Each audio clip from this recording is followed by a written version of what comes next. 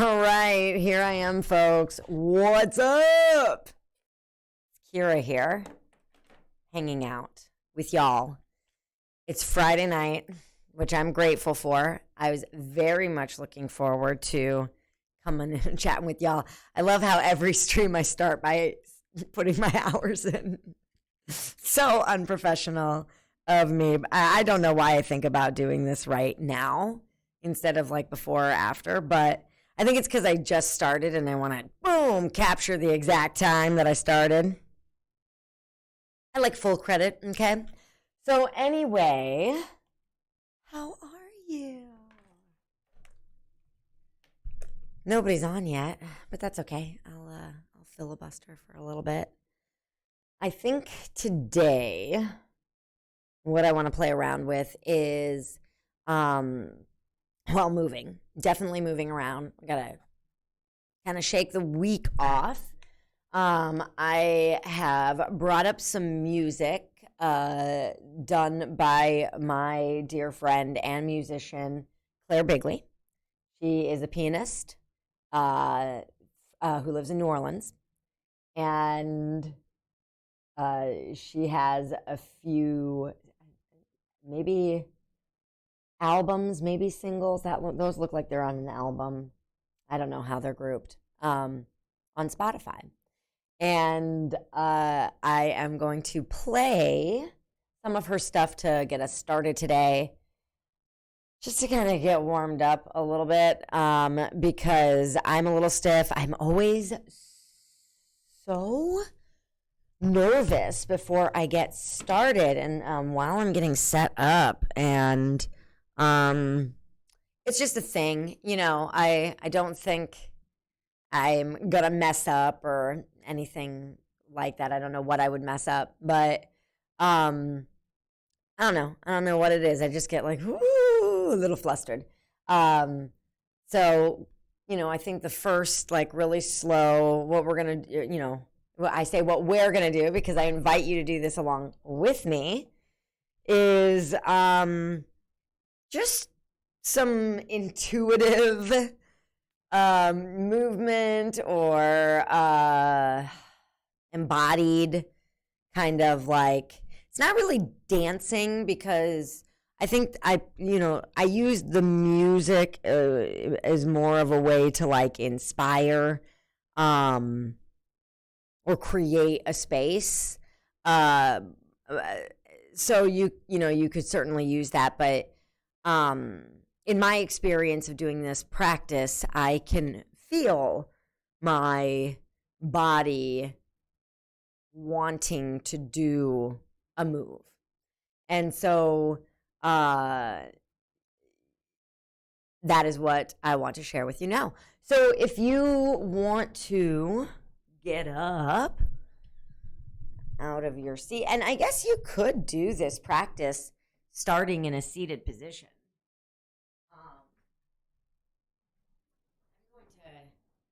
I'm going to go ahead and create a little bit of ambiance by turning out the light. So I usually have a sweet ring light here in front of me, but right now it's more of like a TV light, and it's kind of blinding, and it's really like burning me. So I apologize. The ring light will be back next week.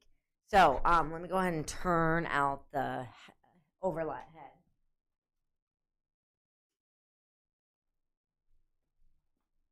Okay, here we go. Okay, that feels a little bit better. Okay, so what we're going to do, I'm just going to go ahead and get the music started and just have it kind of playing here while I walk you guys through how this could go, will go, you know, or you can just hang out and watch. It's cool. So again, you standing up would be good. You don't have to stand up.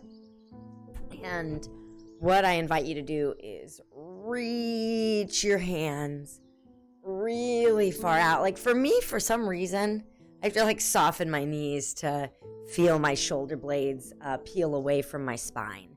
So as you're reaching out, see if you can reach through your fingertips in such a way. Yeah, I definitely have a response to this. You can already see my body kind of moving, and it's a little bit of a nervous movement, right? So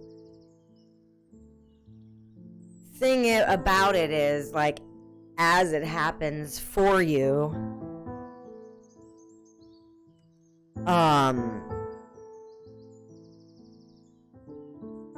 just kind of let it, and one of the things I think that I used to allow to get in my way is, like, if it just kind of sounded like it was something my brain wanted to do. So all I'm doing right now is just kind of following whatever I kind of feel like doing. And, like, my body, my brain, if you, for example, if you know that your hip is really sore and you want to lie down on the floor and do a stretch, like a piriformis stretch or a number 4 stretch, then you know exactly what I'm talking about, right? It probably just doesn't look as, like, silly as I make it look, right? It doesn't have to. So it's just like, so how I started is I reach into a really broad stretch. And you can already see, again, like, for me, it triggers really easily. It's messing a little bit with my breathing, right? But see if you can sense into, and if you can close your eyes, even better. See if you can sense into what your body wants to do. I'm not sure if I would be going to the floor or not at this point if it wasn't, kind of not a great space for this. So I'm being a little limited in what I'm doing. But, if you at any point feel like you could or wanted to take this down to the floor, you could do that. Just saying. But really, like, me just, like, hunching over and stretching out this low back, it feels so good.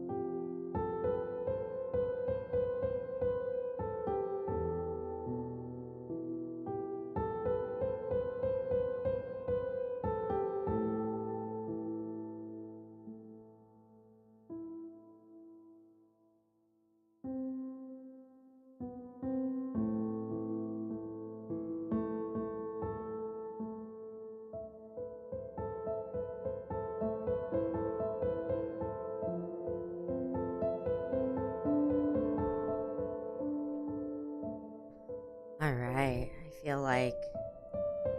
I feel complete with that, but I don't like to stop music in the middle of a song, so just gonna enjoy the talent of my dear friend, Claire Bigley.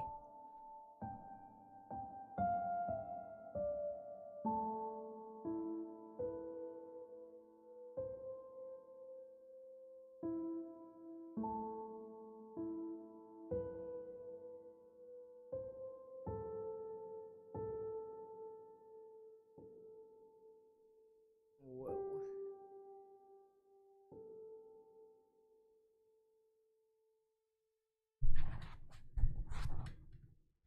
Okay, so yeah, that last like 30 seconds was me just kind of playing around. But before that, just kind of a movement practice that you can take on. God, I fuck this up every week.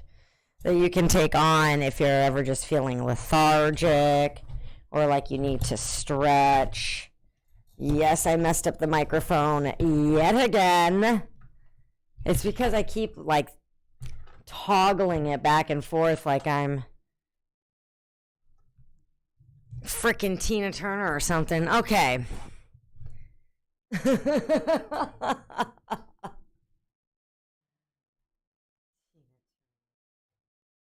funny. See this thing? This light like blows me out. Okay. Okay.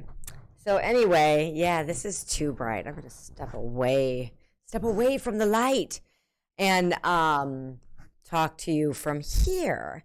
So anyway, yeah, just a movement practice to start to feel into your body in such a way that you can actually allow for what it wants to happen. And that sounds really sexual, but you know, you can feel into what it needs and then answer to it. So I invite you to try that out. Anyway, happy Friday again. I am Kira. I guess I can tell you a little bit about myself, because I put in the, to entice people to come on, I put on the title. I don't know what the hell you call anything.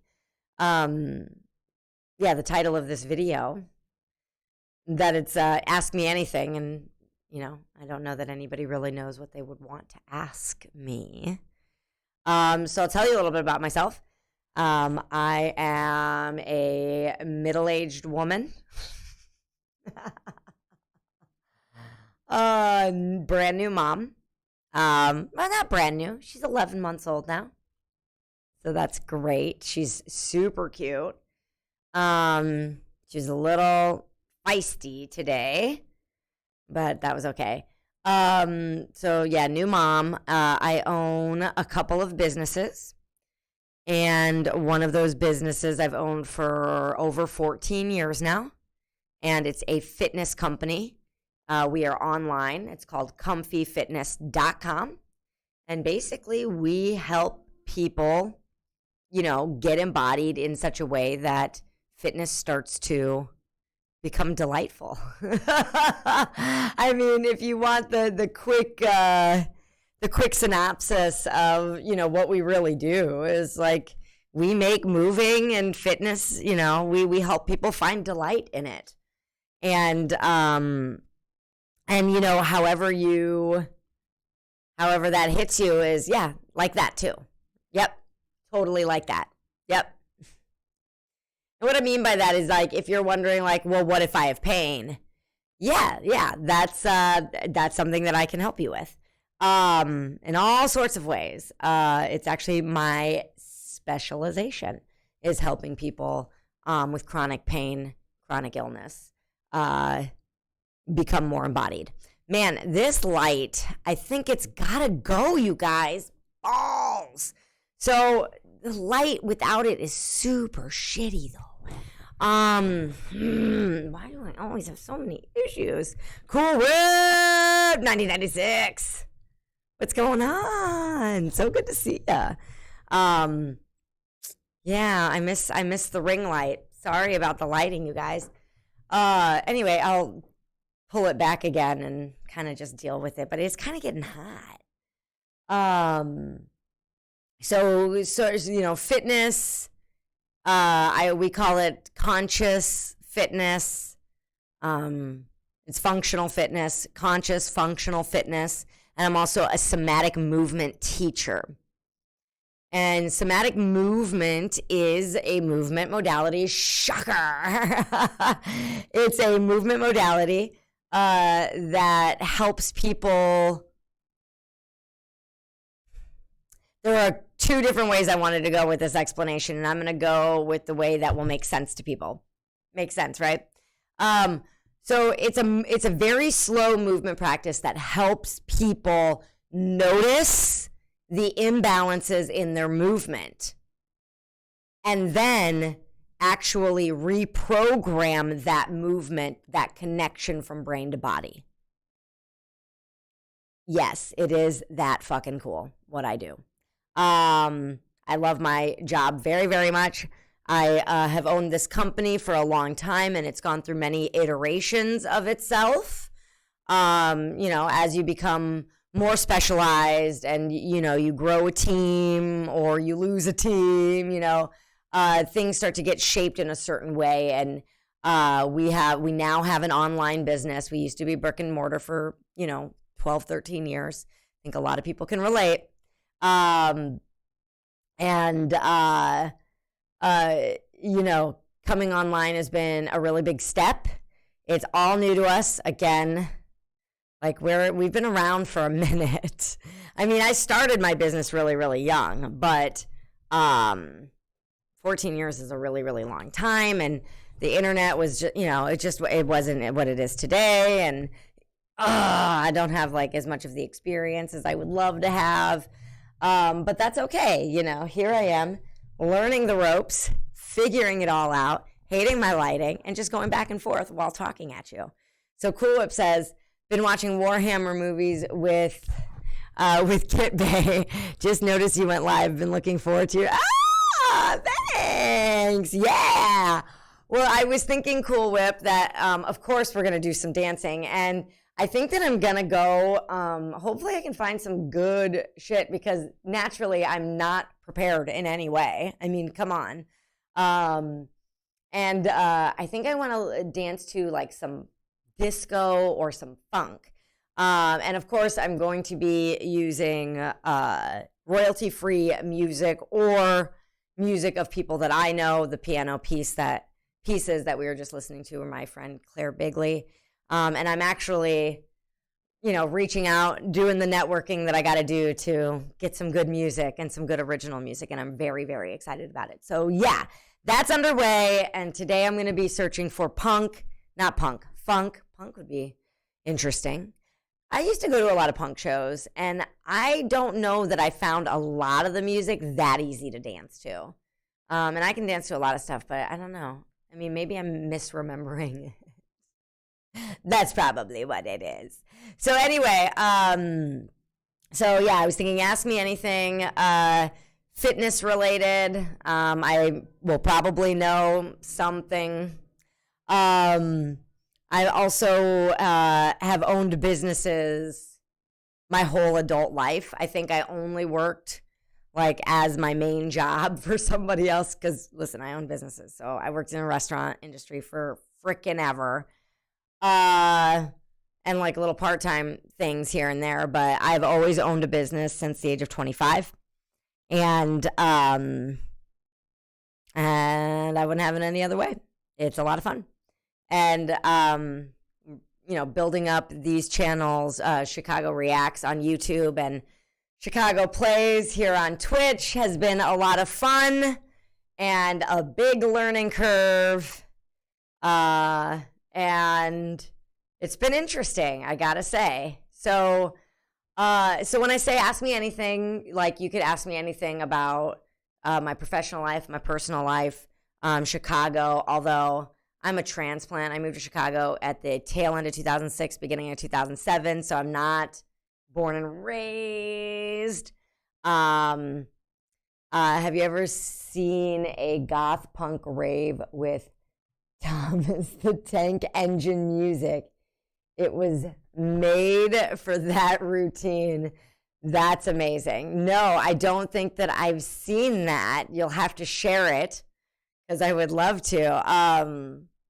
It was in college. I hung out with a group of people that, it was a band that sang punk music. And so I'm with the band.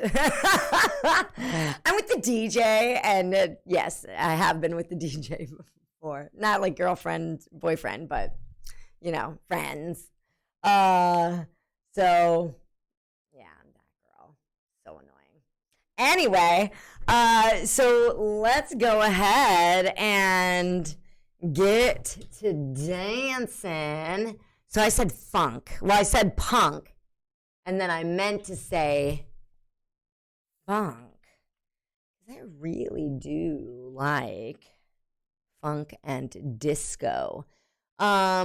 So royalty free. Let's see here. Royalty free future funk? I don't even know what that means.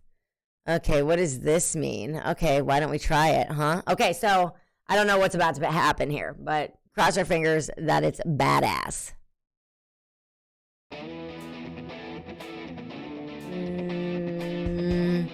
I'm not really sold yet. I'm gonna go to the next one. Sorry.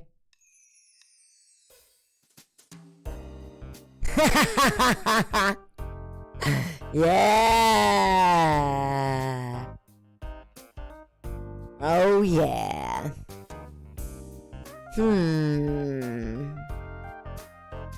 I don't know what any of this means, but this is kind of nice, huh? I like it. I really wish that I could play music that I knew, because it would be much easier than doing it this way. But let's go disco. Disco is a little more dancey. There's more of a guarantee of disco being dancey. Free disco. How about that? We'll see. We'll see how this goes. Oh, hey.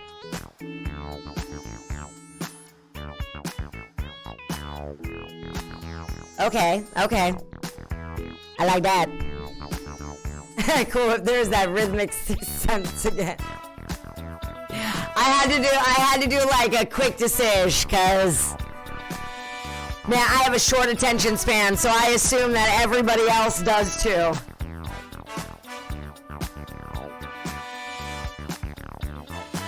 All right, let's boogie.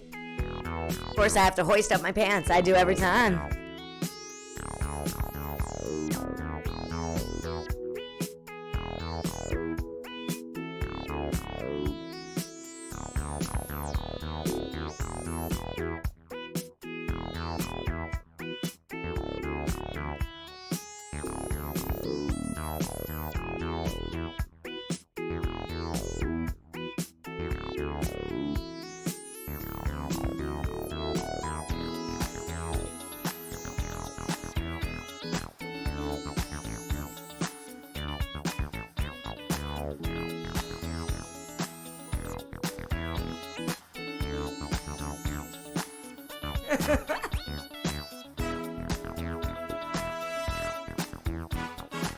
Alright, now I'm just doing workout moves. This is a speed skater.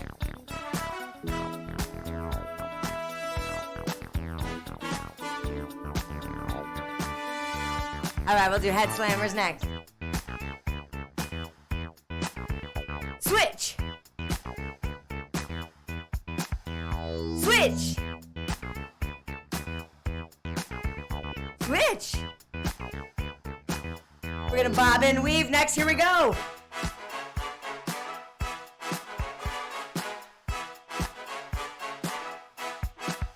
8 more.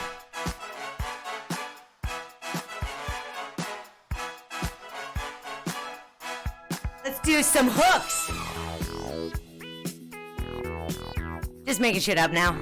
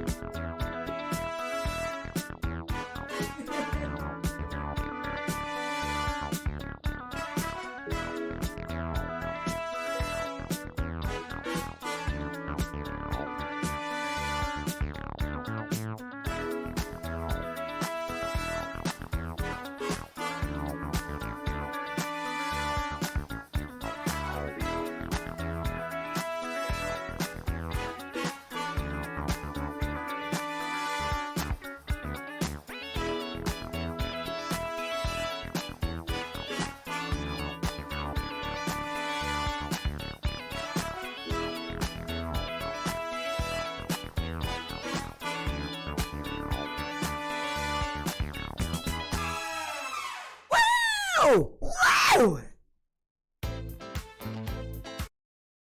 Oh yeah. We got some jams coming up. All right. Cool. I love how much I sound like a radio DJ. I remember when I was little, I wanted to be a radio DJ, which somehow ages me, I think. So, anyway, welcome to tonight. Glad to have you here. Colab says it's 2022. Attention spans are ancient history. Well, I'm glad I'm with the times, right? And I have a very short attention span as well. So I'm right there with y'all. And I'm like, I mean, yeah, it's kind of endearing to watch somebody fumble around and try to figure shit out, but I'm sort of like, get your shit together and entertain me, right? And so, you know, when I'm fumbling around, I'm like, ugh, I would be so annoyed with me. That's all. So anyway, like I said, I'm happy to answer most questions. Oh, other things about me. You know, I own businesses. I'm really big into fitness and embodiment. I am a time bender. In fact, I run a ritual every Friday. It's like it's just a space in Zoom that I host. And I, you know, complete the week with people and create the week ahead with people so that they are more organized and utilizing their time in a strategic and chill fashion. Because I am all about just chilling the F out. I don't know about anybody else, but man, people are really uptight and angry right now. And it's like, whoa. And so I think that's a little bit what I needed when I picked sort of my genre for Friday nights, but also just being here on a Friday night and being in casual conversation with folks is, I think, a lot of what I need just personally. Yeah, because, like, there's just so much repetitiveness everywhere, and this has been a really nice change. So that's been really cool. What else is there that you could ask about? I've been an activist and an organizer in Chicago for a little while. I started organizing with US Uncut back in 2009. It was right before Occupy Wall Street started. And I have been pretty involved ever since. Yeah. So feel free to ask me anything you like. In the meanwhile, I'm going to go ahead and play the next disco beat for us to dance to. So let's hit it.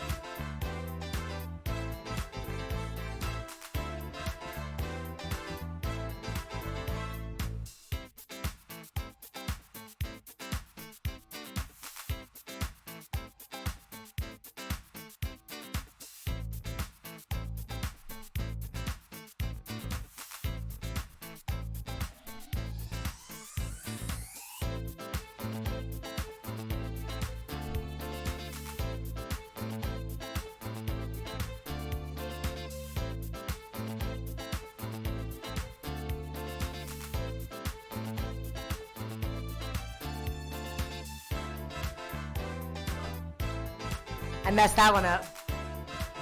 I thought I knew how to do that move.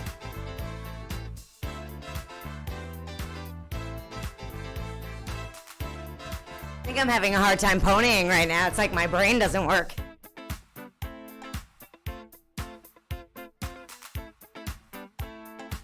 Might be the beat's too slow for it. Usually says that though.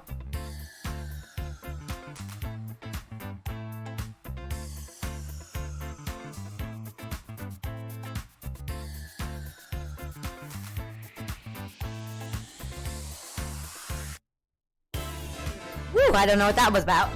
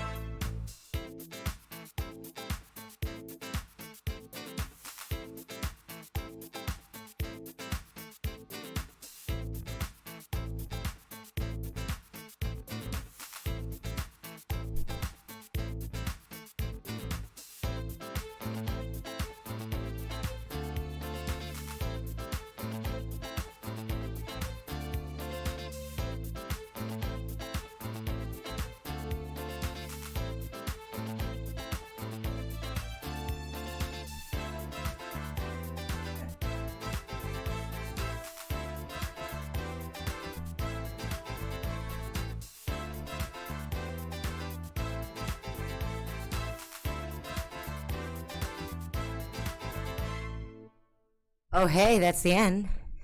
Yes, sirree. Thanks for joining. Hope everybody's having a great night. I am getting completely blown out by this light over here. It's hot as balls. And, yeah, it's just bright as shit. All right, so hopefully that doesn't get me, all that cursing doesn't get me tossed off this platform. Guy named Steve's here. Hey, what's going on? Sorry for typing your name wrong last time. The KYRA is a fair spelling for certain. That's the way that my mom wanted to spell it, and my dad wasn't having it. So, at least they could agree on something. But thank you for saying hello. Anyway, it is Friday night. It is party time. I hope you're having fun. I hope you're having drinks. I keep thinking that I want to bring, like, cocktails with me to, like, sort of, it'd probably be like that, like, White Claw or whatever. And, I've been thinking about doing that, but I don't know if that's a good idea or not. Not that I would get, like, out of control, like, wasted on White Claw or anything like that. It's just, hoo-wee, man, this light is hot. It's weird because I'm not, like, super... Okay, I don't need to explain it to you. Give me just a moment.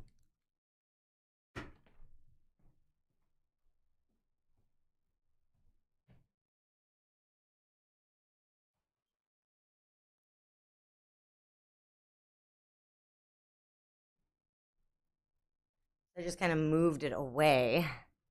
Felt really close, I think that's better. Yeah, oh man. That was a lot. That was a lot to deal with. Anyway. So I've been thinking about doing that because I feel like it's party night, Friday night, and we should all be partying together. I had a few beers, like 6. White Claw's like booze with sugar water, right? Yeah, basically. Yeah, totally. That's exactly what it is. It's not a thing here. Oh, you're in Deutschland. Yeah, ausgezeichnet. Please don't ask me to speak too much German because it's embarrassing how little German I speak, considering my mother is from Germany and I spent the first 4 years of my life in Germany. So, yeah. So, woraus bist du? Guy named Steve. Thanks for tuning in. That's super exciting. So anyway, your pronunciation was not bad for an American. Yeah, that's because I'm German. I am American. I'm definitely American, but very, very German. My Oma still lives over in Mainz. I have an aunt who lives in München. And I don't know where my uncle lives. Clearly not extremely close with my whole family over there, but Yeah, we're over there in Germany as well. So, good to see you.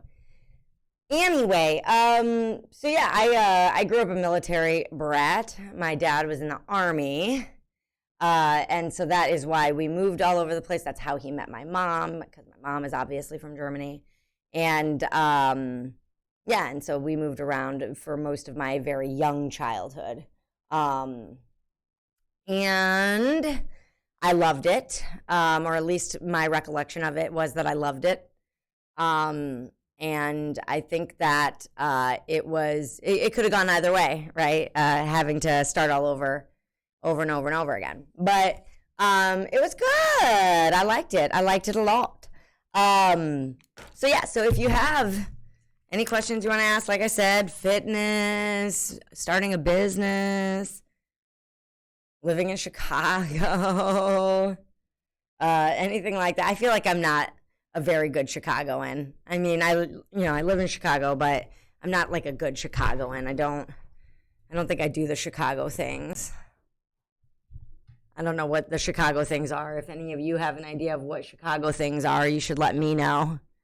And then I'll let you know if I do them. This next song is called Who Likes to Party? And the answer is this girl. So we're going to go ahead and play that song, and I hope it rocks as much as the title does. Let's hit it.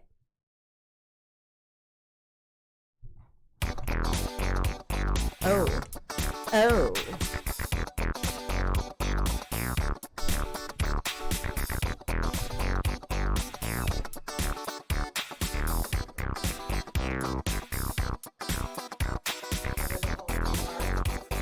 Dark area of the stage over here.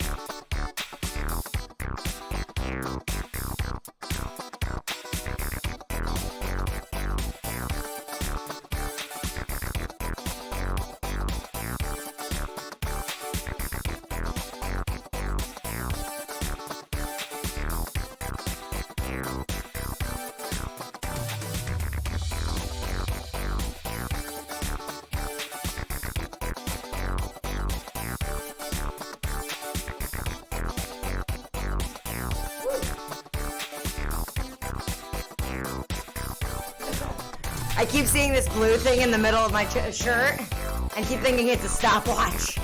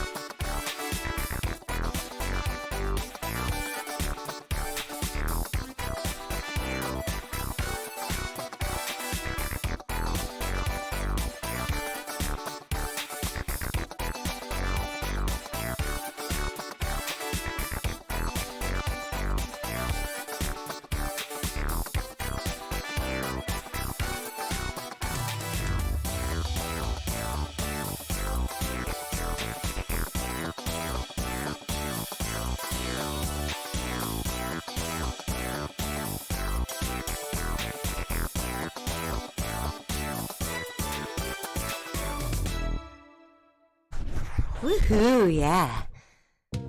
That sounds good. It's good. I had fun. Instead of, again, this was a lesson I learned last week. I don't need to keep pulling the chair back and forth the whole frickin' time. Just kneel. Right? So how's everybody doing tonight? We have G. Kublak. Or Kublak. Kublak. What is up? Could also be the whistle of a PE teacher. Yeah, totally. Yeah. I used to accidentally leave my stopwatch on all the time back in the day when I used to use one. Now I just use my phone. But I always have it on, and I'm like, I literally look like a gym teacher. I need to stop wearing this. And I guess in a way I was. I'm just a gym teacher for adults, you know? Except what I teach is a lot more than my experience of what gets taught in gym class, which is like dodgeball. And, you know, some people get picked first, middle, and last, you know? That's the lesson in gym class, isn't it? That's what it feels like anyway. So welcome everybody. I'm Kira. I'm your host for the night. Like, for the night. I mean, I'm a little bit of a early to bed kind of a gal these days. That's another thing. Like, if you want to ask me anything, you can ask me about my party life. I have done a lot of partying. I don't really party anymore. I mean, I will. I will. But, you know, I'm busy. And the whole, like, it's just been easier for me to, like, sit it out and have my delightful cocktails at home. Because, yeah, all of this, like, lockdown COVID crap is taking a bit of a toll, so I don't really go out that much anymore, for obvious reasons and that. But I'm also, like I said at the beginning of this stream, a new mom, and that's been a whole other frickin' thing. Wow. So for anybody out there who are parents, I feel ya. Because it's a lot. And parents always said a lot. And I knew it was going to be a lot, but it did catch me by surprise, I think, in a lot of ways. So, so there you have it. Also, like, in how much I, like, kind of enjoy her. It's very, I'm very frequently excited, like, when she wakes up in the morning. Because I'm up before her, but, I'm like, oh, she's up! You know, and so... that's been kind of interesting and really fun. And I'm, you know, happy to talk about that whole experience too, especially as somebody who originally never wanted to get married or let alone have children. I definitely was a no to that conversation. I thought I'd never be in a position in life that would allow me to do that. So but shit worked out. So anyway, like I said, I can see my mistake now. What is that guy named, Steve? I want to get married someday, but until now I didn't. Yeah, I just met someone who, like, made my life way easier, and I didn't think that was possible in a romantic relationship.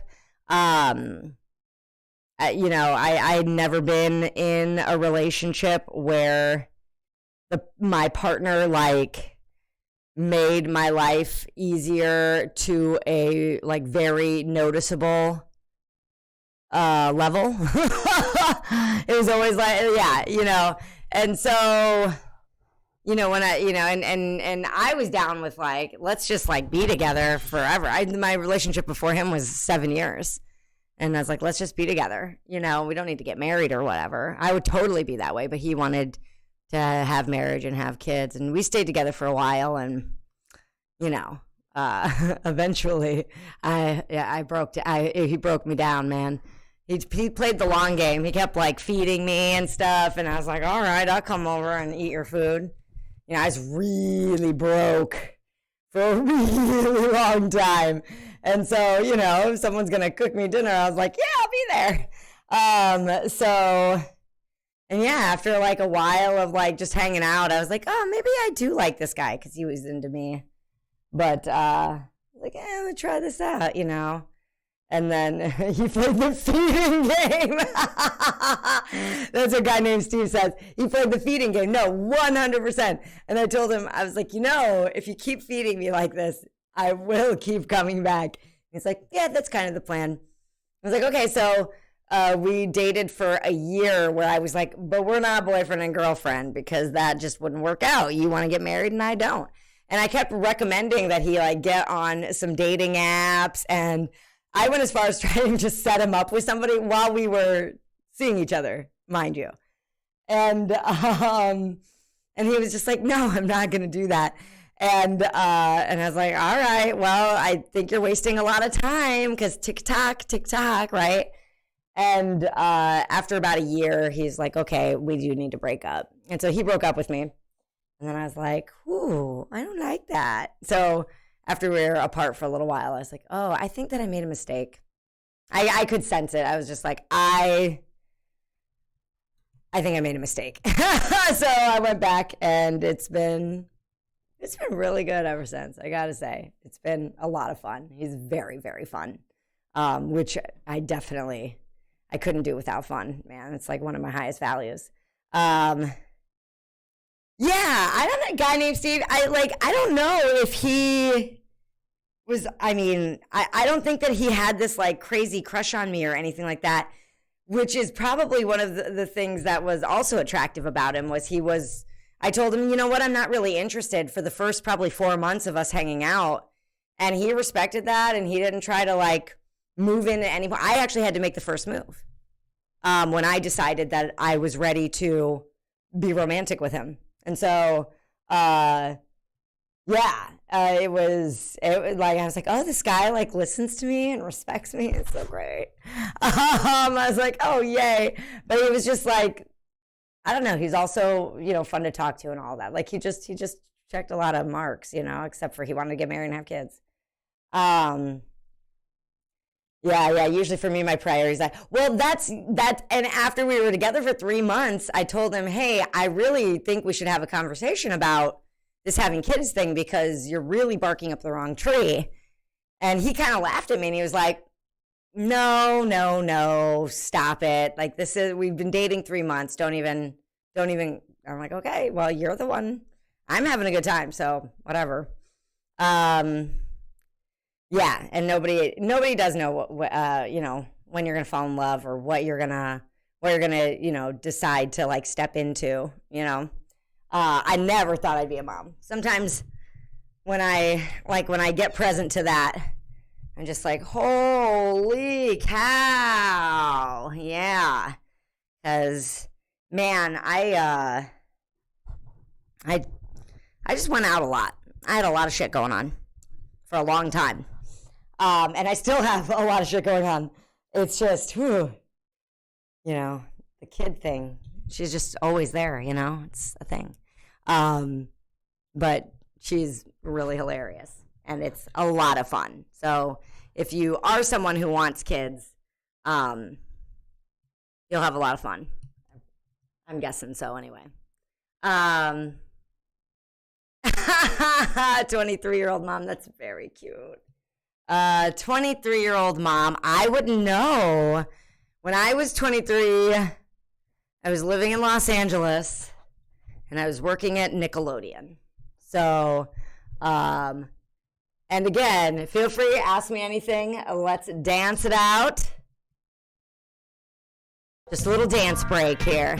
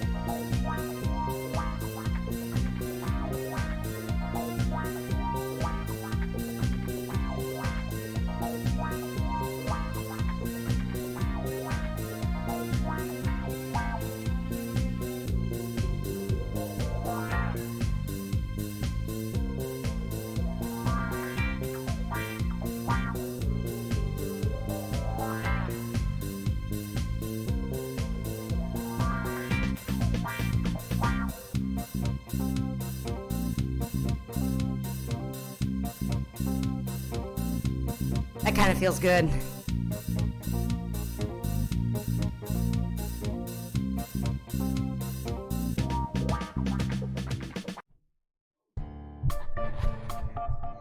Yowza, that was abrupt. That's kind of fun. It's called Cool Cats. All right, I need to hydrate. How is everybody doing? Vault is up. Oh man. Looks like we're gonna pull the late crowd. I don't know what I'm talking about. I don't know what that means. Oh my goodness. So yeah, today is January 14th, halfway through the first month of the new year. How's that feel for everybody? It's going fast, of course. What did you expect?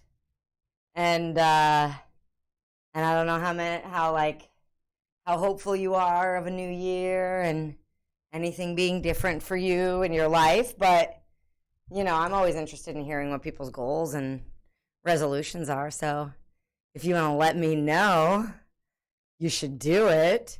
Yeah. I think some of mine include mostly just like creating a lot more passive income through my businesses. Because I've been working on it for a long time, but it's just like running the business and doing everything else is just like those are always the projects that kind of get put on the back burner. So I only have 2 courses now, 1 for each business, and I want to create 6 by the end of this year. So that is one of my big goals. And then I would also like to have 400 people in our online gym membership with Comfy Fitness. So if you want to check out that, it's comfyfitness.com. But yeah, I would like to grow that community because what we do is amazing, and I want everybody to be on it. A guy named Steve-O says, Tuesday I wanted to go to the gym, but I had an accident at work, nothing serious. Then I wanted to go to the gym today after work, but I forgot my running shoes. Well, good news, guy named Steve-O. You're here. Have you partaken in any of the dancing? Do you want some other kind of movement tonight? I mean, you're the one talking to me, so I said, ask me anything. So I'm very good at making things up on the spot. OTF is on the fly. But yeah, I know how it goes. I am real. I think that working in fitness was definitely one of my biggest life hacks because I have been able to get paid to do something that, you know, we're all kind of supposed to do for our health. But I get paid to do it, so it's really, like I said, kind of a life hack. I think I'm too drunk to dance, but I appreciate it. You know, most people go in the other direction. Most people have to get drunk to dance. So, a guy named Steve-O, I think you think you got it backwards. I'm not saying anything except for what I just said. So, all right, so let's play another one from this listy boodle. These songs are so short. Let's see how this goes. I would like a 5-minuter, you know what I mean? These are all like 3 minutes. All right, well, I'll fumble around later. Ooh. Oh, yeah.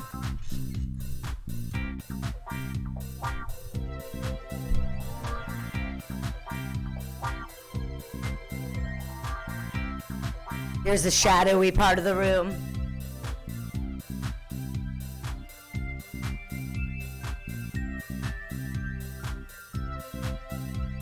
What up?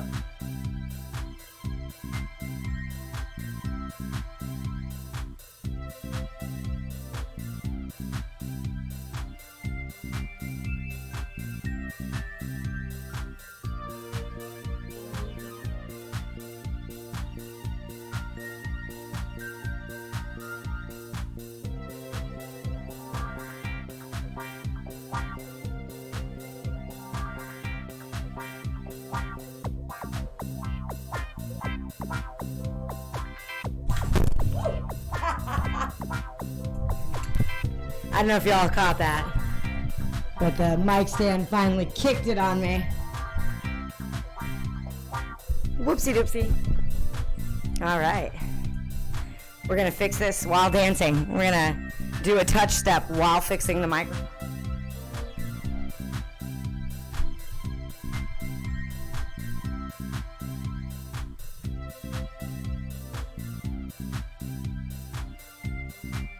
I mean, I was eventually gonna knock that thing off, man.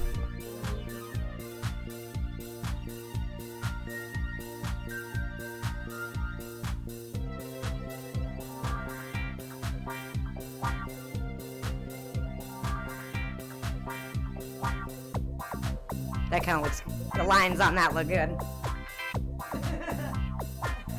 So they put these green screen windows in here.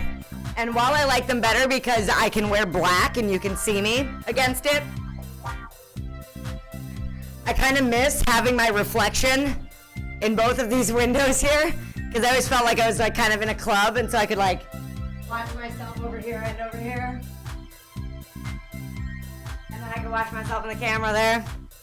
I don't know. I always like mirrors in clubs.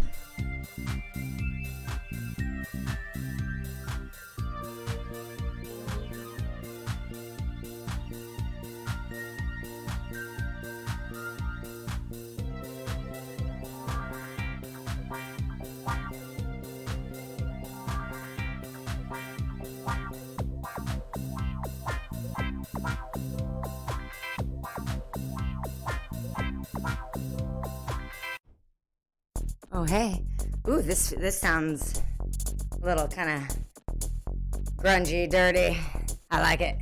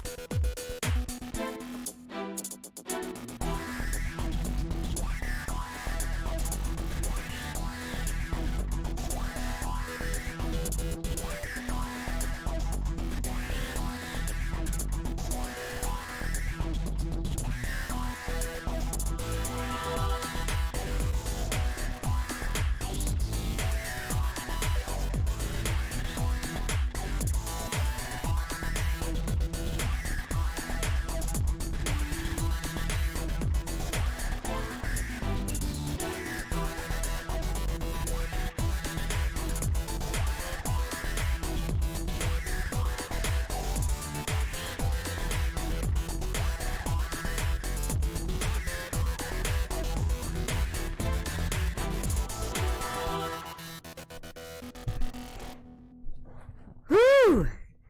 Whew. Hell to the yes. Okay, that one was good. So here's what I'm going to start doing. Let's go over here. We're going to add to a playlist. We're going to put it on royalty-free dance music playlist because that song freaking rocked my face off. Yeah, I knocked down the mic in that one. It was bound to happen. I keep swiveling it around like it's a swivel mic, and it's not. It's on this clamp situation, you know, and whatever. I won't break it. It'll be fine. It'll be fine. So how is the club scene in Chicago? So here's the deal. It's been a while since I've been to the club because I think that, I mean, obviously it's been 2 years since then. And then before that, I mean, I was pretty settled for a couple of years before that, where I was just like, all right, I'm good with going to the club all of the time. But there was a dance club that I used to go to all the time, and I think it's still open. It's called Slippery Slope. And it's amazing. Amazing. Now, I've been to the clubs like downtown and stuff, but I don't remember any of their names. I don't remember the names of like much of any establishment that I go to, whether it's a restaurant or a club or whatever. So not really a good person to ask that. But I have had a hell of a time. There was this one club that I went to just a few years ago. It's probably the last club I went to. But it was amazing. And the dance floor was just lit up. And the music was fantastic. Oh yeah, that's right. I used to go to, actually, I did go to the clubs a lot. I just don't remember the names of the clubs. I just remembered my best friend's boyfriend, now husband, but he was a DJ in Chicago. So I went to a lot of clubs and I danced a lot.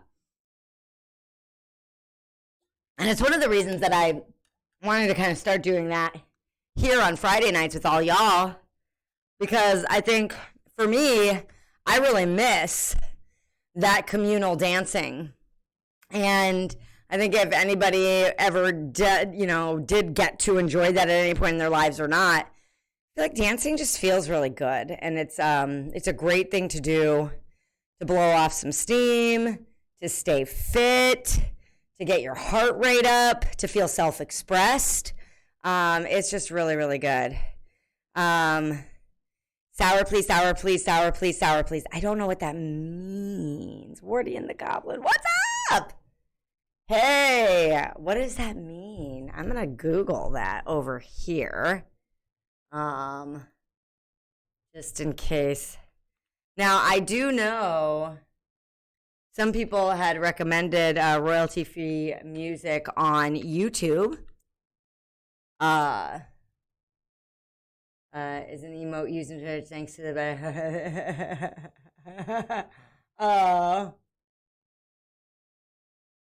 yay.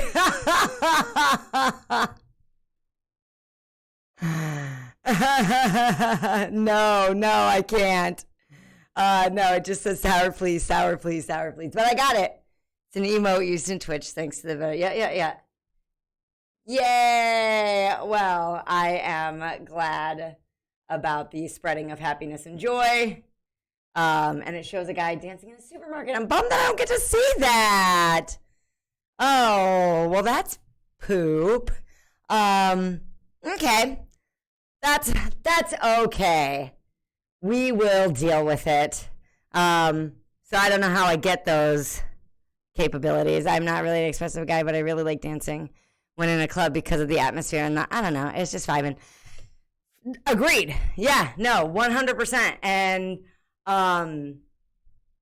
there's something really freeing about it. And I think when everybody is dancing really hard, that's really the funnest. Like, oh gosh, I love crowds of people. I miss it. So anyway, yeah, Chicago dance clubs, very good. My experience of them. Also music venues. Okay, so let's try this last song on this album here. Warren says, I can move my right leg rhythmically. That's about it. Hey, that's more than some people, okay? So here we go. Let's go ahead and listen to what Retro Future Dirty sounds like.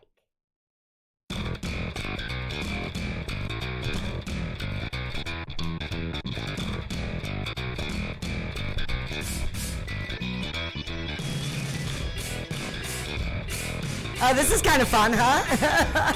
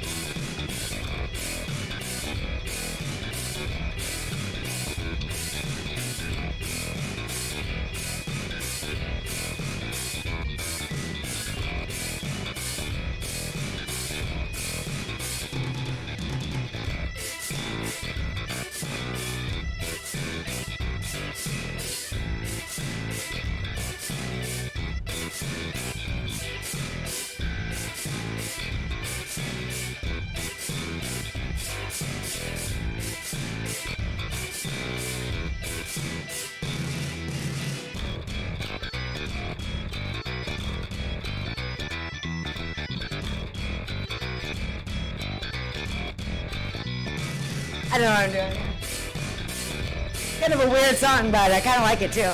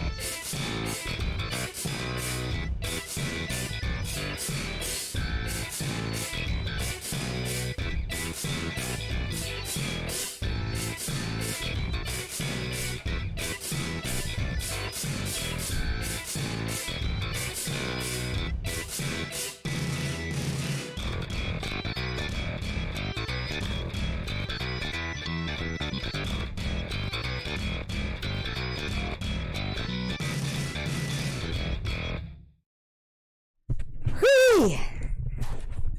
Oh man, okay. Whew. Well, that got me a little out of breath. I need to be sitting down to do it though. Well, I can understand that. That is okay. You can chair dance. Chair dancing is what you do when you're at a bar and you want to dance, but you don't want to lose your seat at the bar, right? So you just dance in your chair, right? It's really the best way to go about doing things. Welcome, everybody. Fun night tonight. Man, this light. Whew. I'm going to have my ring light here next week. So I apologize for its blindingness, and I apologize to me for how flippin' hot it is. I suppose I could turn off the heat of the studio. So welcome. Hey. I'm Kira. I am a Jill of many trades, and figured what better night of the week to dance but Friday night, and also just to chat and to hang out and have a good time, and if I have a drink or have a smoke if you're into that, and chitty chat and dance. What more could anybody want? I do kind of wish I would have brought some alcohol, but I don't know. Like, I don't really drink and dance all that often because I get so, I need water so badly. But I like drinking a lot too. So this is just water. Boring me. But yeah, if I'm doing karaoke, if I'm singing karaoke, if I'm dancing, I don't drink very quickly because drinking doesn't really help me do either of those things. And usually I would prefer doing either of those things over drinking. Usually. Not always. So I think I'm trying to figure out like what mood I'm usually in if I like want to be drinking. And I think usually it's when I feel like I just need to like let go of control. Right? So if I'm like really stressed out, or if I feel like I have just been making too many decisions or anything like that, I'll just be like, man, I'm just gonna get drunk tonight. Which is fun. It's, it's funner when you do it with people. But and then smoking, well, I used to be a cigarette smoker back in the day. I quit smoking cigarettes when I forgot what year I quit smoking. Then I started again, so I quit for 2 years and I started for 3 more years. Then I quit smoking cigarettes. And then marijuana. Well, I love marijuana. It's the best. Guy named Steve-O said, with drinking, do you mean getting drunk, not hammered? Like yeah, getting drunk. Yes, that's what I'm referring to. There were times where I was like, I just want to get like blackout drunk. And that was during a very rough period of my life. Yeah, that was probably one of the roughest periods of my life, which is funny because that's when I met. So that's when I met Kit, right? So Kit, for those of you who don't know, is my co-host on Chicago Reacts. And he and I have been friends for a good long time. And yeah, it was, I think I met him in the latter portion of this time of my life, but I was just like, oh yeah, Kit was definitely drunk also, yes. We were all drunk all of the time, drunk and high, and it was very fun.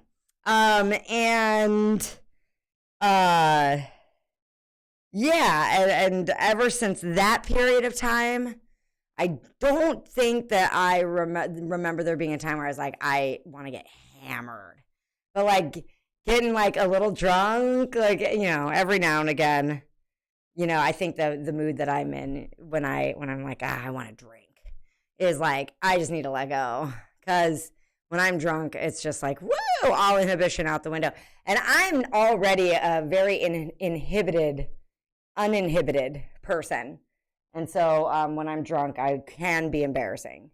So that's one of the hard things about being my friend.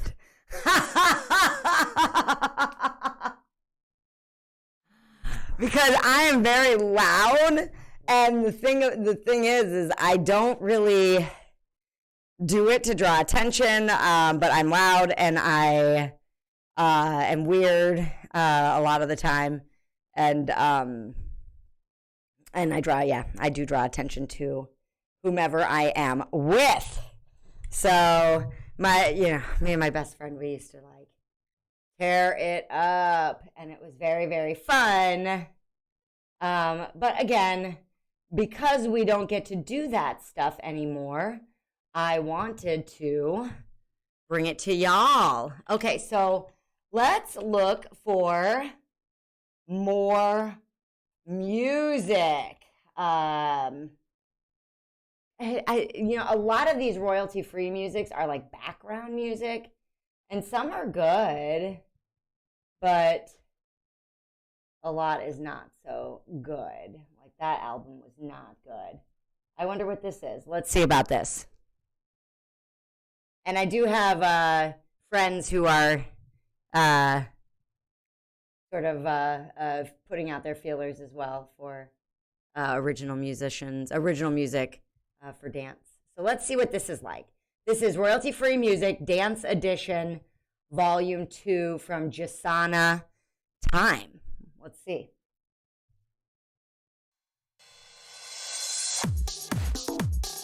Okay.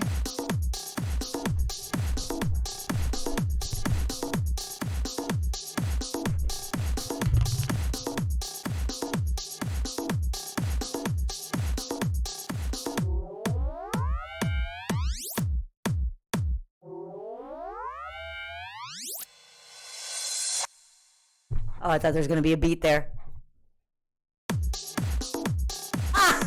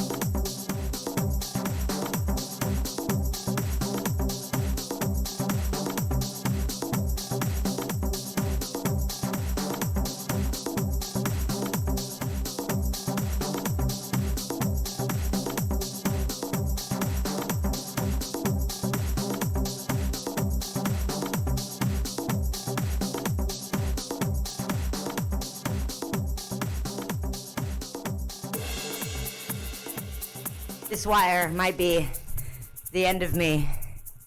One of these times. Ah, ball sacks. Ah, the microphone is falling off the thingy again. Ah. I keep doing this. I don't learn lessons. Ow.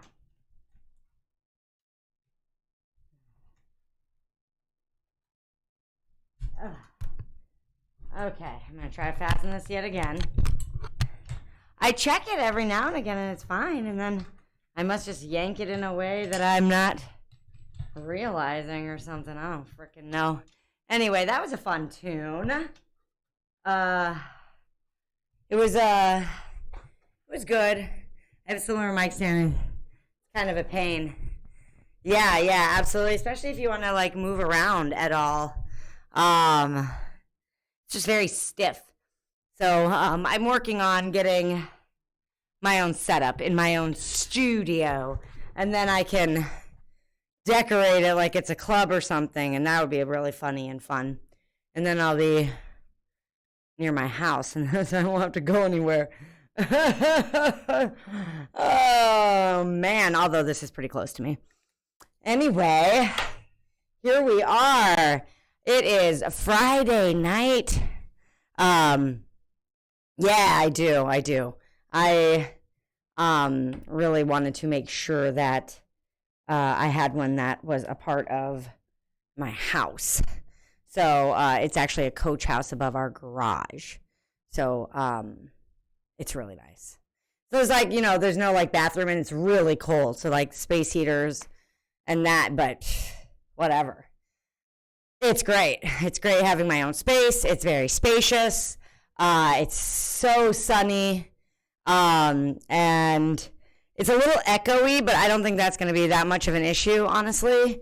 We just get some like noise canceling headphones or whatever. I'm already looking at sort of the setup because I want a headphone with like a mic, but not like this, like, like a Britney mic. So I think that'll be fun.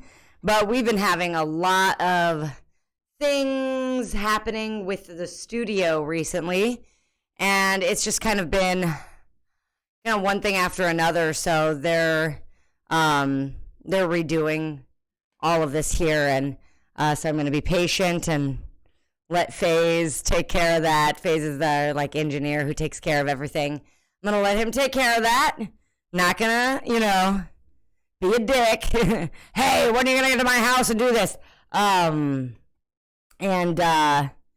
we'll take it from there.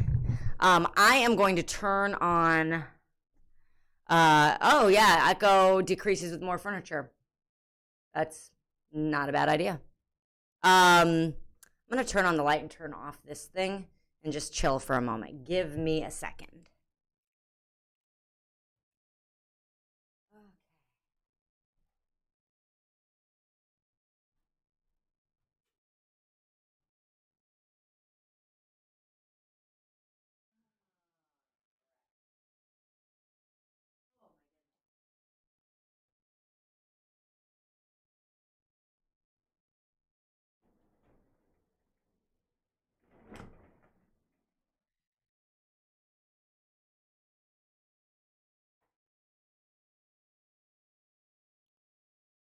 Okay.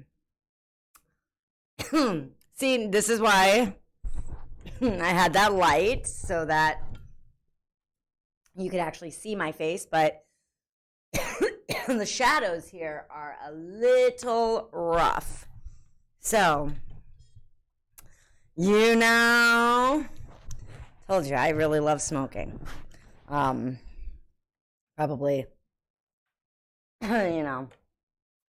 like I said, I loved smoking cigarettes. It's just, not good for you. Oh, this whole like good for you thing. It's so hard being a health professional. I mean, it's not. It's not. It's fine.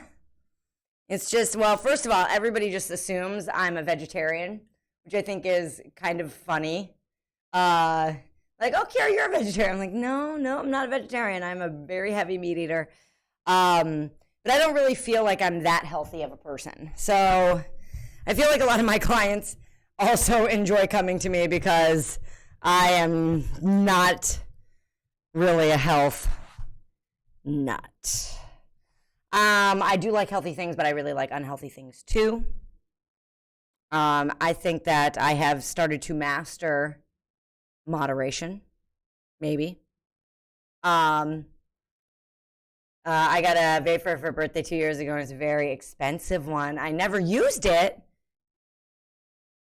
Yeah, smoking cigarettes is so. Guy named Steve-O, one of the things that helped me quit smoking actually was a client of mine who smoked cigarettes, and he used to come in, and if he was doing an exercise, like specifically when he was doing a bench press, I would be standing over him, and he'd be blowing out as he was pushing, and I could smell the cigarette smoke, and it smelled awful, and I was like, ooh, is that what I smell like when I smoke cigarettes? So that was one of the motivating factors, is like, I don't want people to be like gagging or whatever when I'm talking to them because I smell like cigarette smoke. And so that was a huge motivator. And then yeah, like if I feel like there's anything I need to hide, I don't think I should do it. That's been sort of a rule of thumb for me. Now, am I always good at it? No. Because I'm a little sneak. But I try to live by that rule. Okay, so if I have to hide it, I probably shouldn't do it. And mostly just because, like, I was a personal trainer for many years while being a pretty consistent cigarette smoker. And I found myself like being out and running into clients and either having a cigarette in my hand and then being like, or smelling like cigarettes and just being like, oh, well, I'm partying. What do you want? So yeah,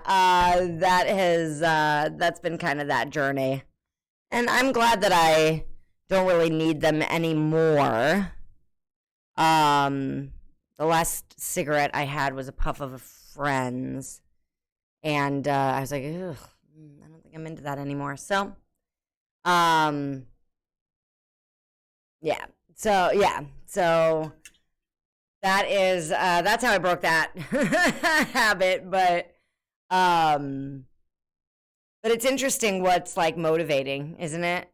You know, like my own wellness of, and youth of my lungs is nowhere near as important as like the social, shunning of smoking. We are pack animals after all, aren't we? It's okay though. It's okay. I didn't smoke for 4 months last year, and I didn't feel too bad. Yeah. But then at one day I had such an urge to smoke. It was like having a gun in my head forcing me to smoke, and that's when I started again. Yeah. And it's really interesting when you're not smoking how easy it feels to just not be smoking. And then you have that one cigarette, and you're like, shit, this is really good. So I don't know if that'll ever happen to me again. Like I said, I still have a cigarette every now and again, and the last one I had didn't sit with me well. Kira, will you consider playing video games given you react to them in YouTube? I have been considering it. My husband has been thrusting controllers in my hands recently. He's like, I just want you to like start getting the feel of like what it's like to, because he knows that I'm getting pressured from everybody here to be playing video games, and he really wants me to play video games, and so we'll see. I will, I think I'll have to sort through what game I would want to play and what I would look for in a game, because I don't really think I know. I don't want to shoot anybody. I know that is such a, like, it's just like, all that gunfire, like, I don't know. It just, gets me all like, in a twist. But I do like, there was this Oregon Trail game that was spelled ORGAN that we played, and that was really fun. So it kind of depends, and And I think that we're probably, are we limited to what games we can play here on Twitch? I don't even know, you guys. I'm such a, like, I'm on a learning curve like you would not believe here. The only thing that is saving me is my ability to filibuster and just talk forever. Adventure or puzzle games, because they don't demand much on your dexterity. I'd probably go with adventure games. Baba is you is a very nice. Oh, Baba is you is a very nice puzzle game. Okay. All right. Well, I'll take it into consideration. You know, and maybe, well, because the other piece is I like wouldn't even know right now how to get started with that. You know, I'm guessing it's all done by keyboard. But I'd be like, okay, how do I turn it on? Where do I get the game? You know, all of those things. So, I feel so bad for all of the people that are helping me out with this technology piece, because I'm just like, dudes, this is so beyond me right now. Adventure games is the best way to describe them. It's like reading a book. Yeah, those are the ones that I'm most interested in watching too, honestly. And my husband plays a lot of adventure games, and they're very nice. The first Monkey Island has a really nice story. Cool. Well, I will look into it. Perhaps I will come prepared next Friday, and see if someone has time this week to get me set up with playing a game. Some of the real story driven ones. Oh, this is Intrepid Titan. Some of the real story driven ones, like Life is Strange, are good choices for people getting into games. Cool. Woo, something's brewing. Yeah. Oh, God, me playing video games. Disaster. I don't know why I've been so, just like not interested.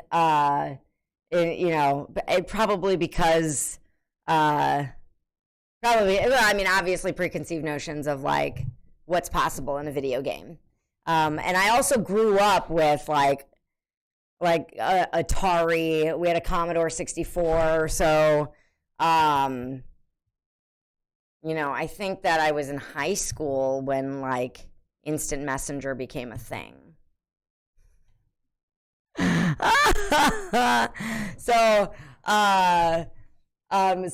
you know, the video games weren't exactly what they are now. And I don't think I ever sort of kept up with what was going on until recent history. I think if you Google video game genres, you can start zeroing in on particular games. Firewatch is a nice story adventure game, which does involve exploring and interacting with things, but not shooting. That's Bitter Reject saying that. Hey, what's up? Yeah. I think that sounds great. I think an adventure interaction story is right up my alley. I have done, what's the big glasses that you put on and it's three-dimensional? The worst. Oh, man. Yeah, VR. That's right. VR headset. There's a word, another word I'm looking for, but that would have done just fine. Yeah, so I've done VR, and that's really fun for me. I think that I just really like moving around, and so I really did when Rock Band came out. I really enjoyed Rock Band, as you can imagine.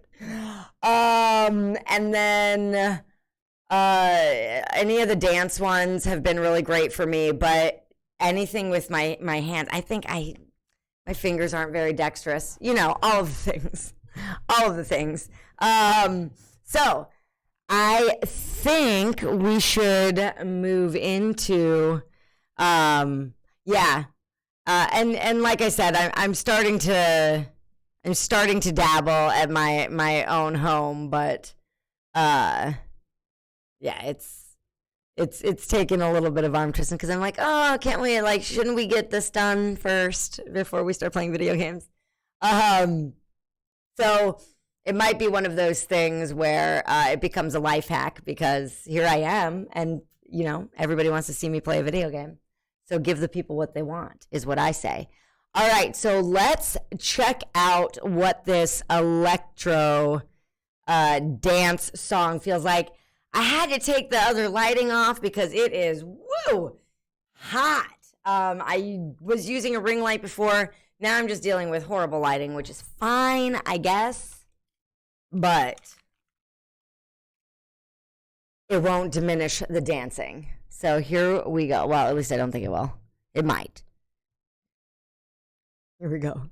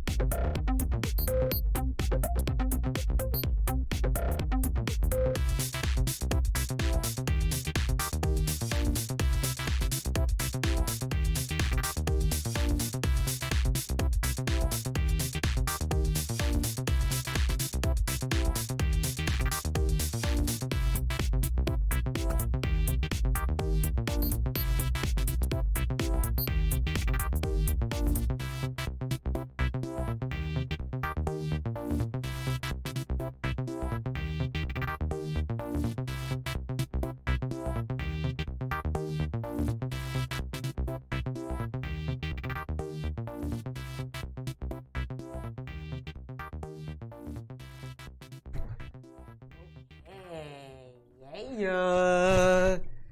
Well, that was fun. I like this this dance music album that I found royalty free.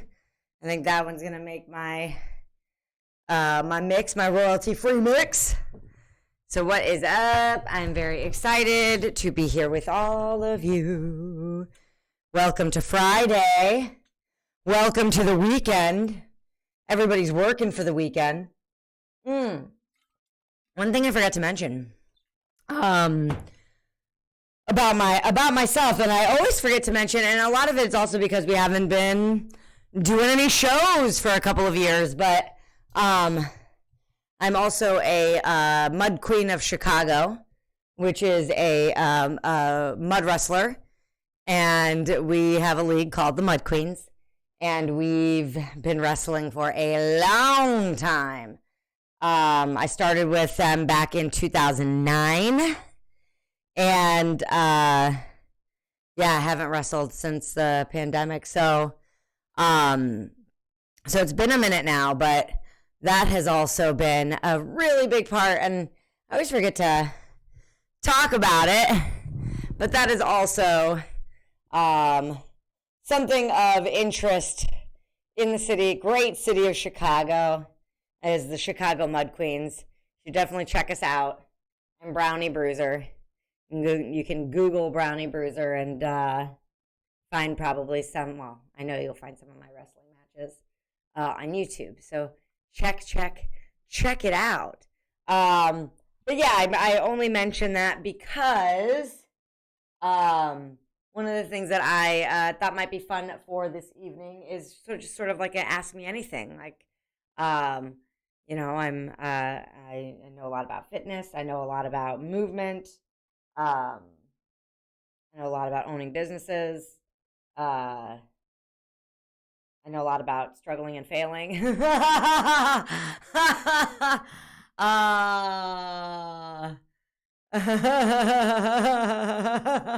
Oh man, a bulky brownie would be a very good mascot. Well, I don't know if it's a mascot so much as it is an alter ego. I was like a Girl Scout all through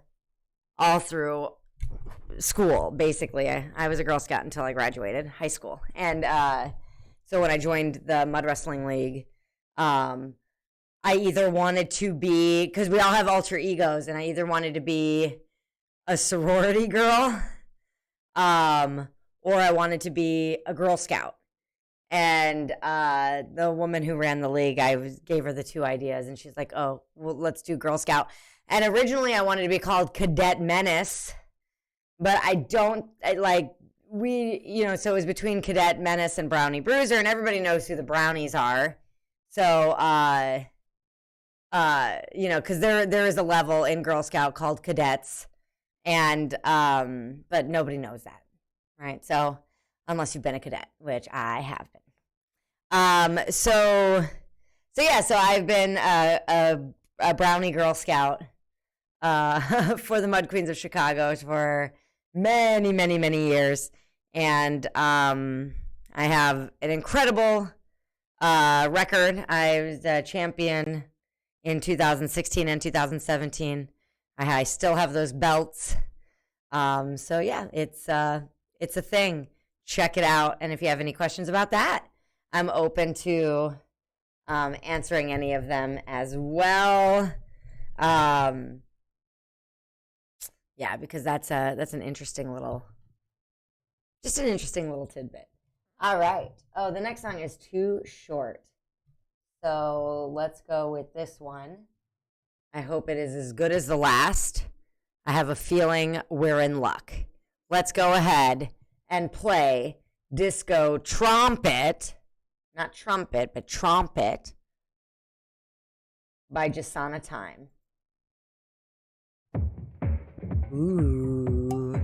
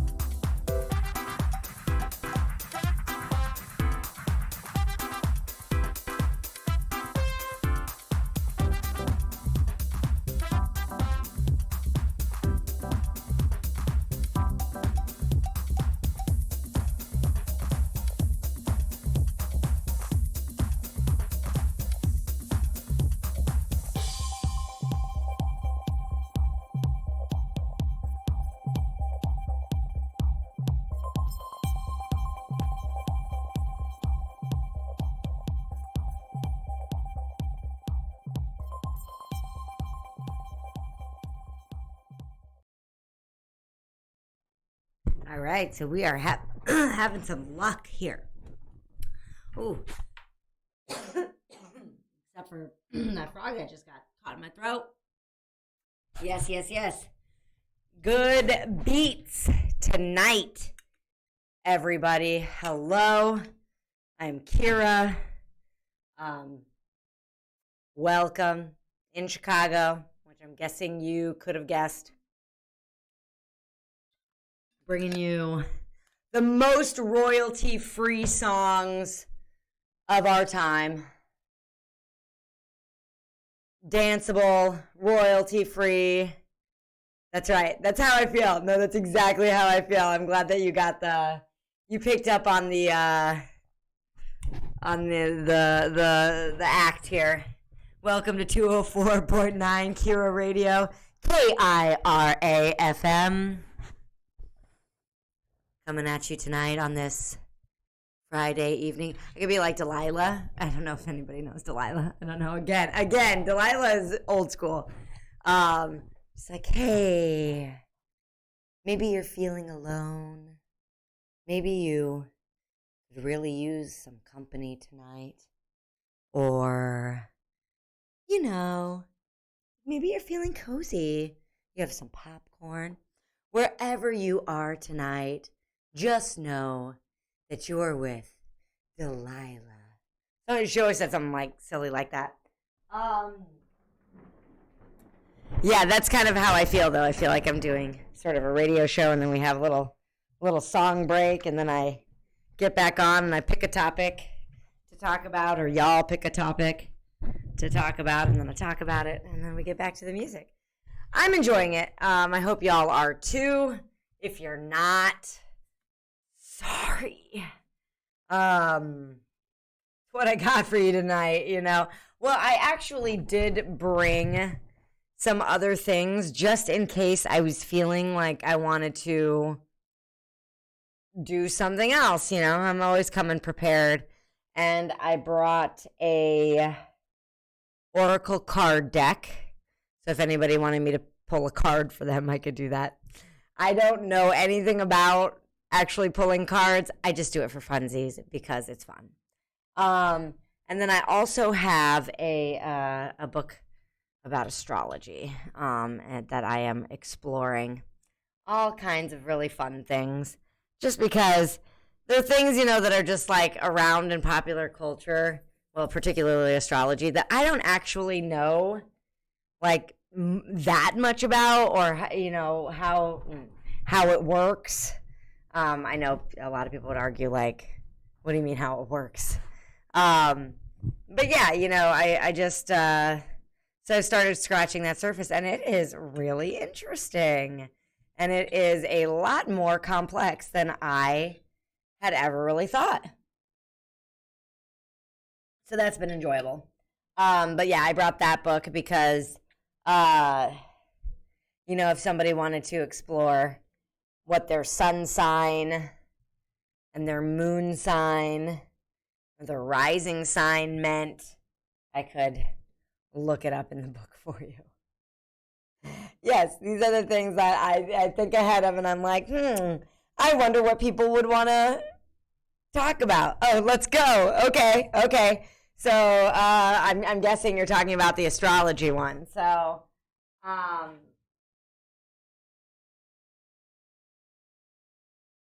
So, okay, sweet. Yeah, good. Okay, great. I'm so glad someone's excited about this, because I kind of thought it was really dorky, and I was like, no one's gonna want to do this. And I'm so glad that you're so excited, Gooblock. I am in, said a guy named Steve-O. Yay! Okay. So, if you don't know your sun sign, so we'll see how far we get. But so there are 3 signs that, okay, according to Chani Nicholas, who I follow for astrology and have for years. She's amazing. I love her very much. She has an app. She's amazing. I can't say enough how much I just adore this woman. Anyway, she doesn't know who I am, but I love her. Anyway, so she wrote this book, And what she does, what her sort of mission is to, oh, really? I'm one of the few people that pronounced my nickname right for the first time. Yeah. I mean, I just pronounced it the way that it looks, which is Kublak. So hopefully I got that right again, second time around, because I don't know that I remember what I said the first time. I just read it straight. So yay, go me. I feel like I'm pretty good at pronouncing things rather. Okay. So your sun sign is, usually it's the sign everybody knows that they are, right? And, your sun sign is, your life's purpose. So each morning the sun rises triumphant over the eastern horizon, reborn from a long night traveling the underworld. The sun's rise calls us to mirror its movements, give our gratitude, perform our rituals, offer ourselves up to be of service. Human life begins in the darkness of the womb, but it depends on a reliable source of light and warmth once it leaves its place of conception and incubation. The sun in your chart is your life force. This is why it represents your life's purpose, and perhaps why popular astrology has put such emphasis on the sign it is in. So, you know, Chani will argue that your sun sign isn't the most important of your signs. It is, it's an important one to know about because it's has a strong influence on you. But it's, there's also your moon and your rising. And everybody has every planet and every sign in their chart. It's just more about, like, so if you have a planet in one part of your chart, that part of your chart is impacted, right? So it's so much more than like 12 personalities or whatever. So, and you guys, like, I am personally just like scratching the surface of this myself. So I'm not some authority on any of this, okay? So astrology is a wisdom tradition built on observation of the natural world, and we can see how the elements of the natural world have correlations with the planets in our chart. The sun's warmth and light are what all life depends on to grow. It shines, it is bright, it is luminous. All things that have those elements will be related to the sun. Gold is its metal and color. The heart, the center of our physical system, is the organ it rules. As we notice what else in nature flourishes in the sun or acts like the sun, we begin to form a deeper relationship with this system of knowledge. Astrology isn't out there. It's all around us. It's right here. So while I finish up these last two paragraphs, why don't you guys tell me what your sun sign is? And that's, if you don't know anything but your sign, that's probably your sun sign, okay? So when the sun is well placed in our chart, it brings with it a boundless, generative, generous, courageous. So when the sun is well placed in our chart, what the hell does that mean, well placed? Okay, maybe she's going to say it. It brings with it a boundless, generative, generous, courageous, magnanimous, and glorious self-confidence. When the sun is not well placed, it struggles to manifest itself. Much like a stormy day, the clouds and upsets of our astrological makeup can obscure the light and warmth of our soul's purpose. Okay, for me, having a difficult aspect between my sun and Saturn. So an aspect is the positioning of two planets in your chart. So what she's saying is she has a difficult aspect between her sun and her Saturn. And Saturn is, hold on, God, I wish my memory was good. Saturn represents, hold, the taskmaster. Okay, so like maybe like your work ethic or something like that. Oh, okay, so she's saying, Chani is saying, for me, having a difficult aspect between my sun and Saturn, which if Saturn's a taskmaster, I'm guessing like how you do work. And if your sun is your life's purpose and you have a difficult aspect between your sun and the way you do work, guess what?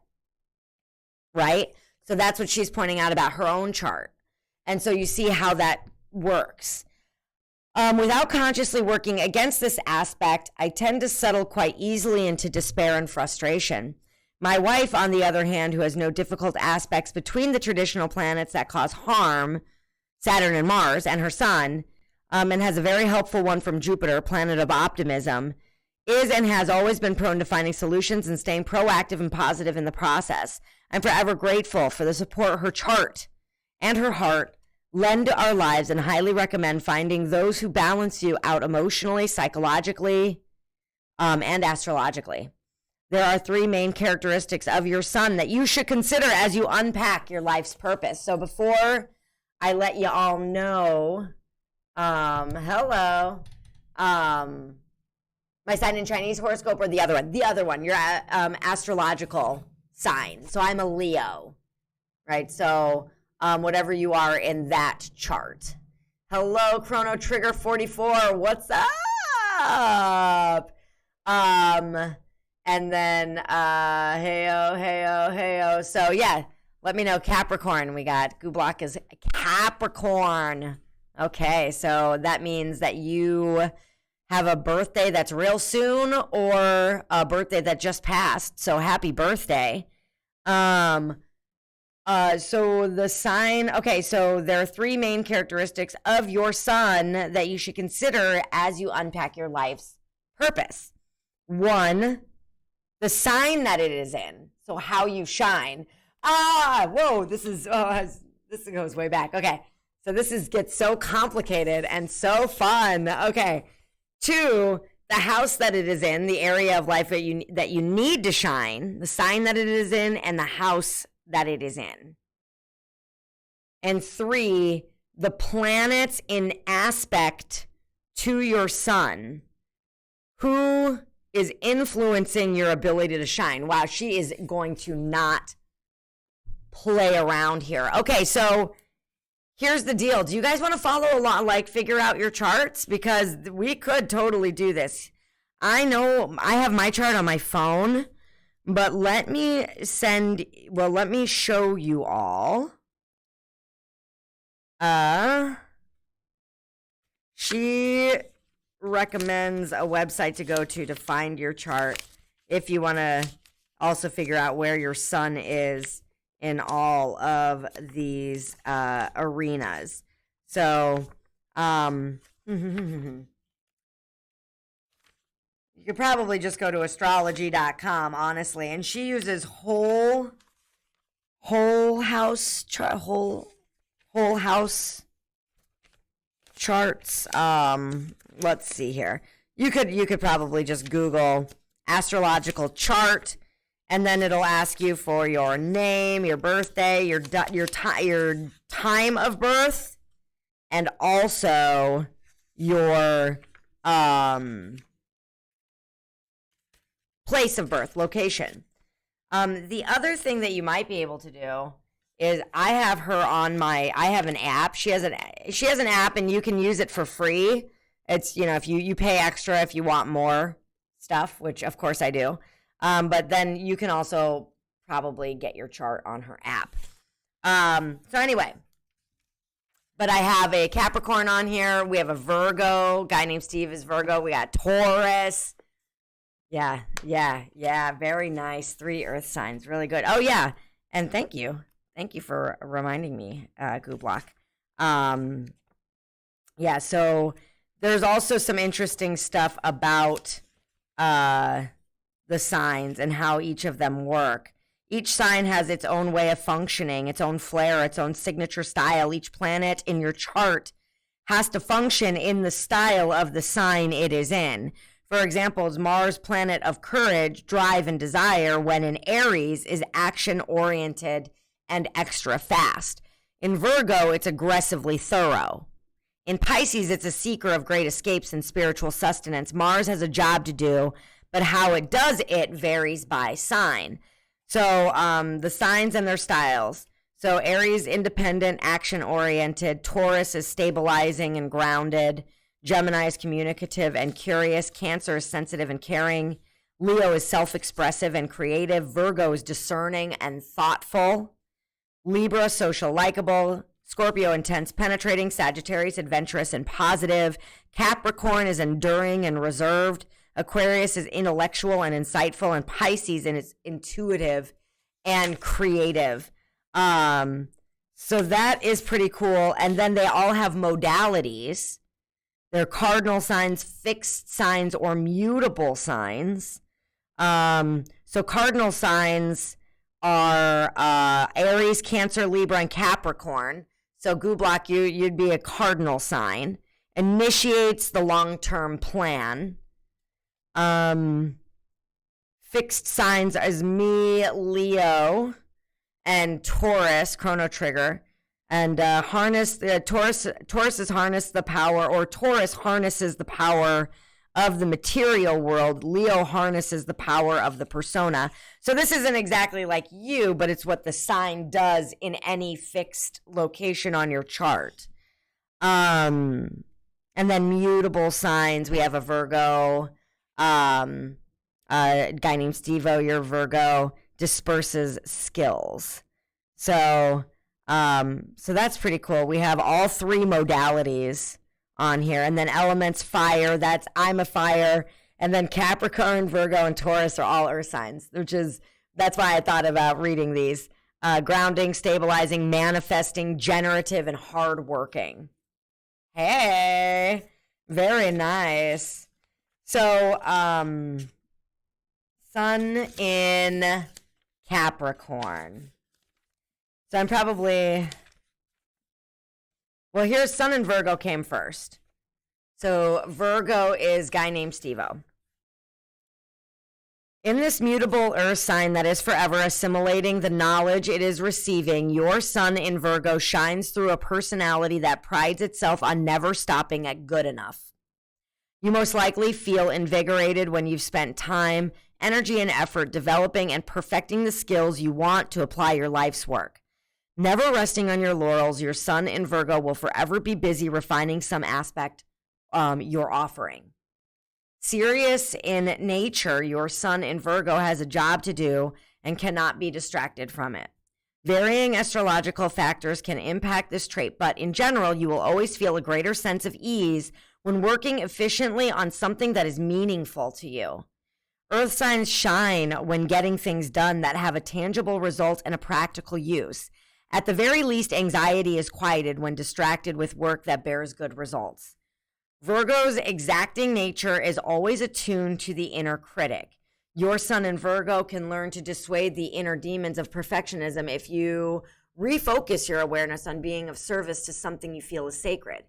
Being ruled by Mercury means that the mind is forever moving from one topic to the next, and in Virgo's case, you can become about searching out one flaw after another. Not everyone with the Sun in Virgo is an introvert, but this sign pulls awareness toward its own energetic storehouses. Understanding the reserves that you have access to, the reserves that need to be doled out sparingly, and the reserves that are instantly replenished is Virgo's job. Your Sun in Virgo's frayed nerves can often be soothed by cleaning, clearing, and cleansing. These daily or mundane rituals can become mini rites of passage for you. Putting things in order helps mental, physical, and emotional energy flow. Virgo's symbol is the Virgin, the archetype of individuals who belongs to themselves. Virgo is the priestess, and here the Sun has a talent for understanding the ways of natural healing. Since Virgo is so adept at understanding systems, here your Sun needs you to apply your energy toward what clarifies, specifies, and pinpoints both the problem and the remedy. When your Sun in Virgo is distorted, you may spend all of your energy being hypercritical, micromanaging, and tearing your best efforts to shreds for lack of correctness. Virgo can miss the mountain for the molehill, whoa, that's hard for me to say, and love for the flaw in delivery and the moment for how it thinks it should be. Your Sun in Virgo needs you to find all possible avenues to pour your energy, expertise, and effort into helping yourself feel affirmed by way of being useful. Affirmations are, I forgive myself, I love myself for being human. The most perfect thing I can achieve is my devotion to my process. And reflection questions for you, if you want to reflect on these questions, is how does your inner critic impede you from being able to take action, create, build with others, or be present in your life? What are you driven to get perfect? What does that serve you? When does it derail your ability to complete a project?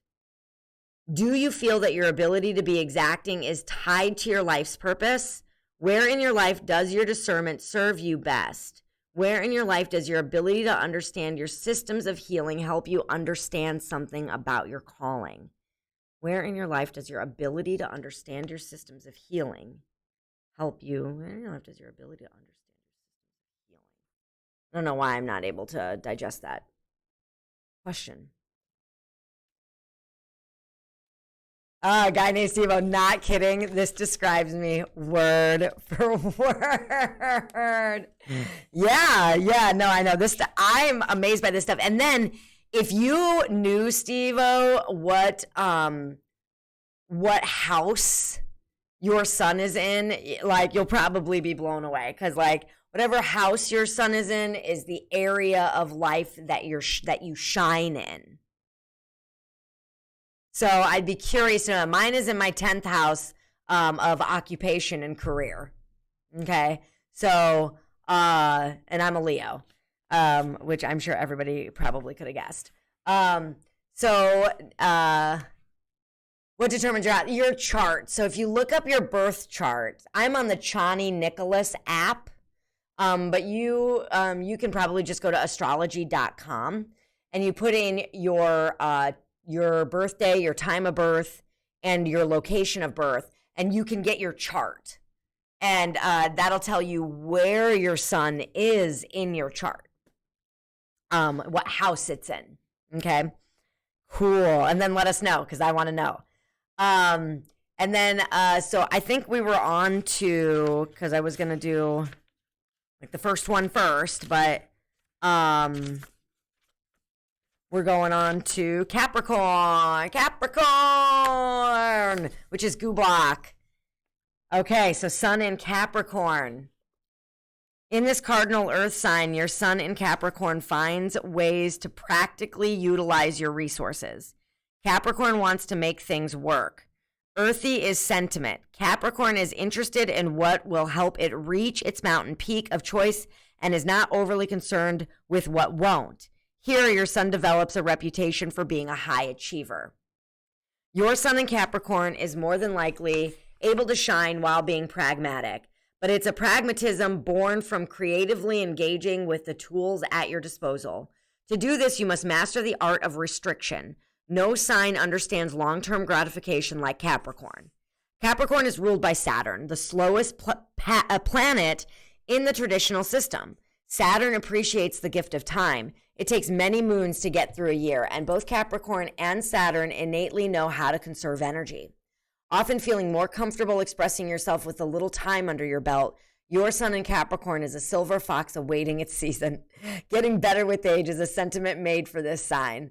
With the sea goat as your mascot, you have the ability to climb any mountain and swim the depths of any sea. Your sun is most likely captivated not only by the thought of scaling the structures that intrigue you, but also by the ruminating in the waters of creation. Not always outwardly emotive, you travel to the realm of feeling on your own terms. Mountain goats are solo creatures, after all. With the ringed planet as your ruler, your sun in Capricorn is going to be big on boundaries. Self-containment is your sun's style and your survival tactic. Your rules of engagement should be taken seriously by yourself and by anyone else who wishes to have your devotion. Others might not know what boundaries you have, but they certainly will know when they've crossed one. Distorted, the sun in Capricorn can become rigid, overly skeptical, critical, or harsh. Like its ruler, Saturn, the sun in Capricorn can become too remote. You may be hard-pressed to connect for the sheer sake of it. This placement isn't likely to have you seeking comfort from others. Rather, you may get comfort from adhering to your own personal code of ethics. You might need to learn how to open up to life's opportunities so that you aren't missing out on the fruits of your labor for being so busy cultivating your fields. Okay, so what kind of sorcery does this book have? I told you, Chani, not playing around. I'm telling you. That's so funny. Yeah, no, I see myself in like her description of all of like my placements perfectly. Guy named Steve-O, 97 trine between Mercury, Mars. He likes discussions, debates, polemic. He has good judgment and can be very determined. He is a worker and has lots of energy. He has a lively intelligence and usually goes to the heart of things. He is enthusiastic, incisive, and energetic in thought and speech. I'm impressed by this voodoo. Chani probably knows on which cheek I start shaving. I bet she does. All right, and Taurus. So Taurus is also my husband. Come on, Taurus, where you at?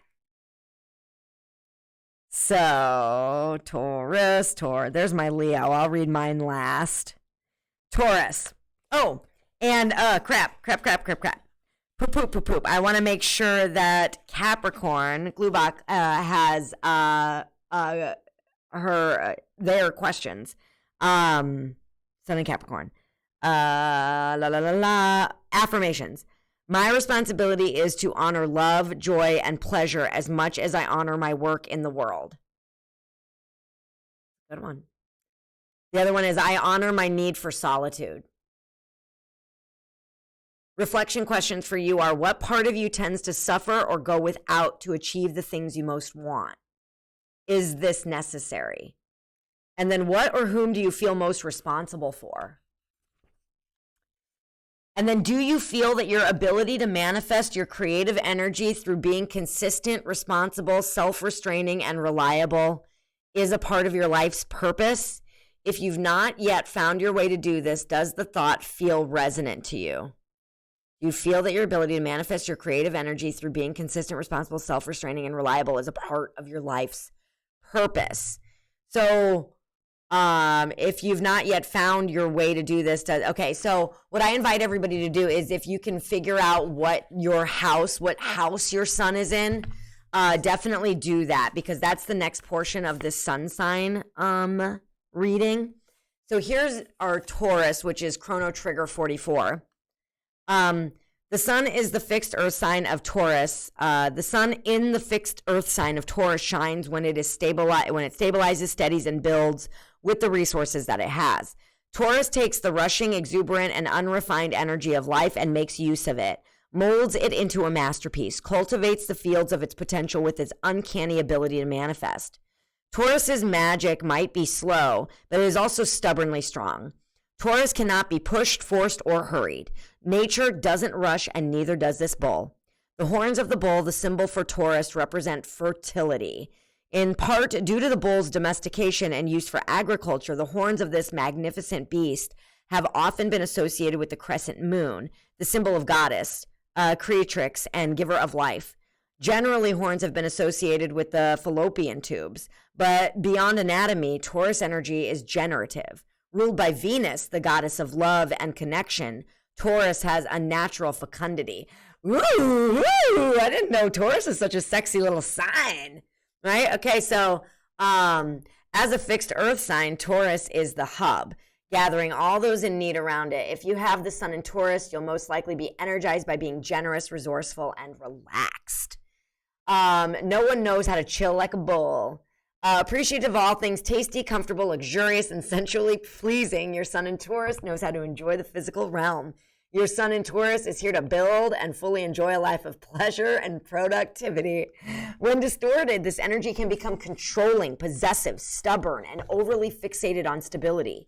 Your sun in Taurus may use certainty as a defense mechanism and tend toward inflexibility, bossiness, and belligerence.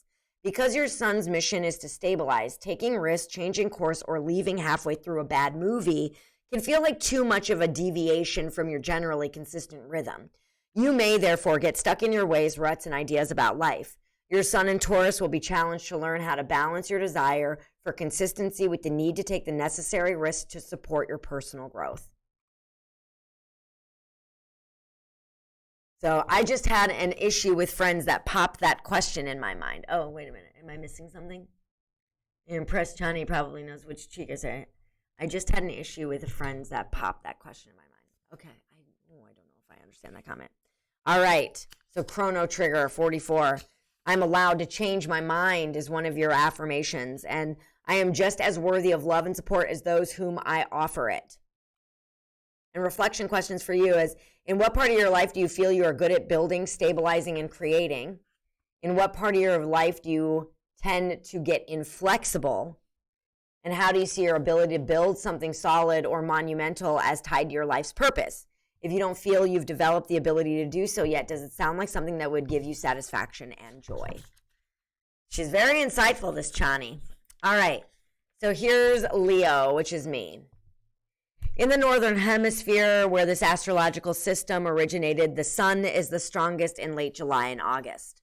The sun was therefore given dominion over the sign where it produced the most heat. The sun rules Leo. This is its home, its throne, its place of majesty. The sun in Leo has access to all its resources, all its talents, and all its glory.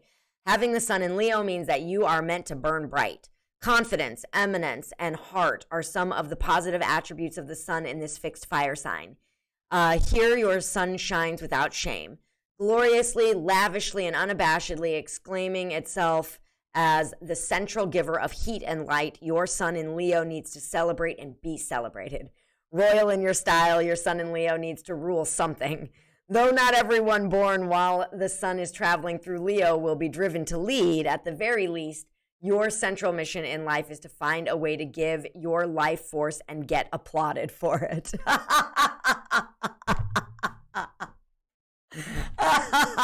Yes. A Leo unloved can be a dangerous creature. Humans are attracted to light, and Leo takes that knowledge and runs with it. Leo is the archetypal performer, the clown who steals our heart with warmth and charisma. Passion, love, drama, playfulness, nobility, courage, romance, and exhibitionism are all traits of your sun in Leo. You're welcome. When this placement is distorted, it can become egomaniacal.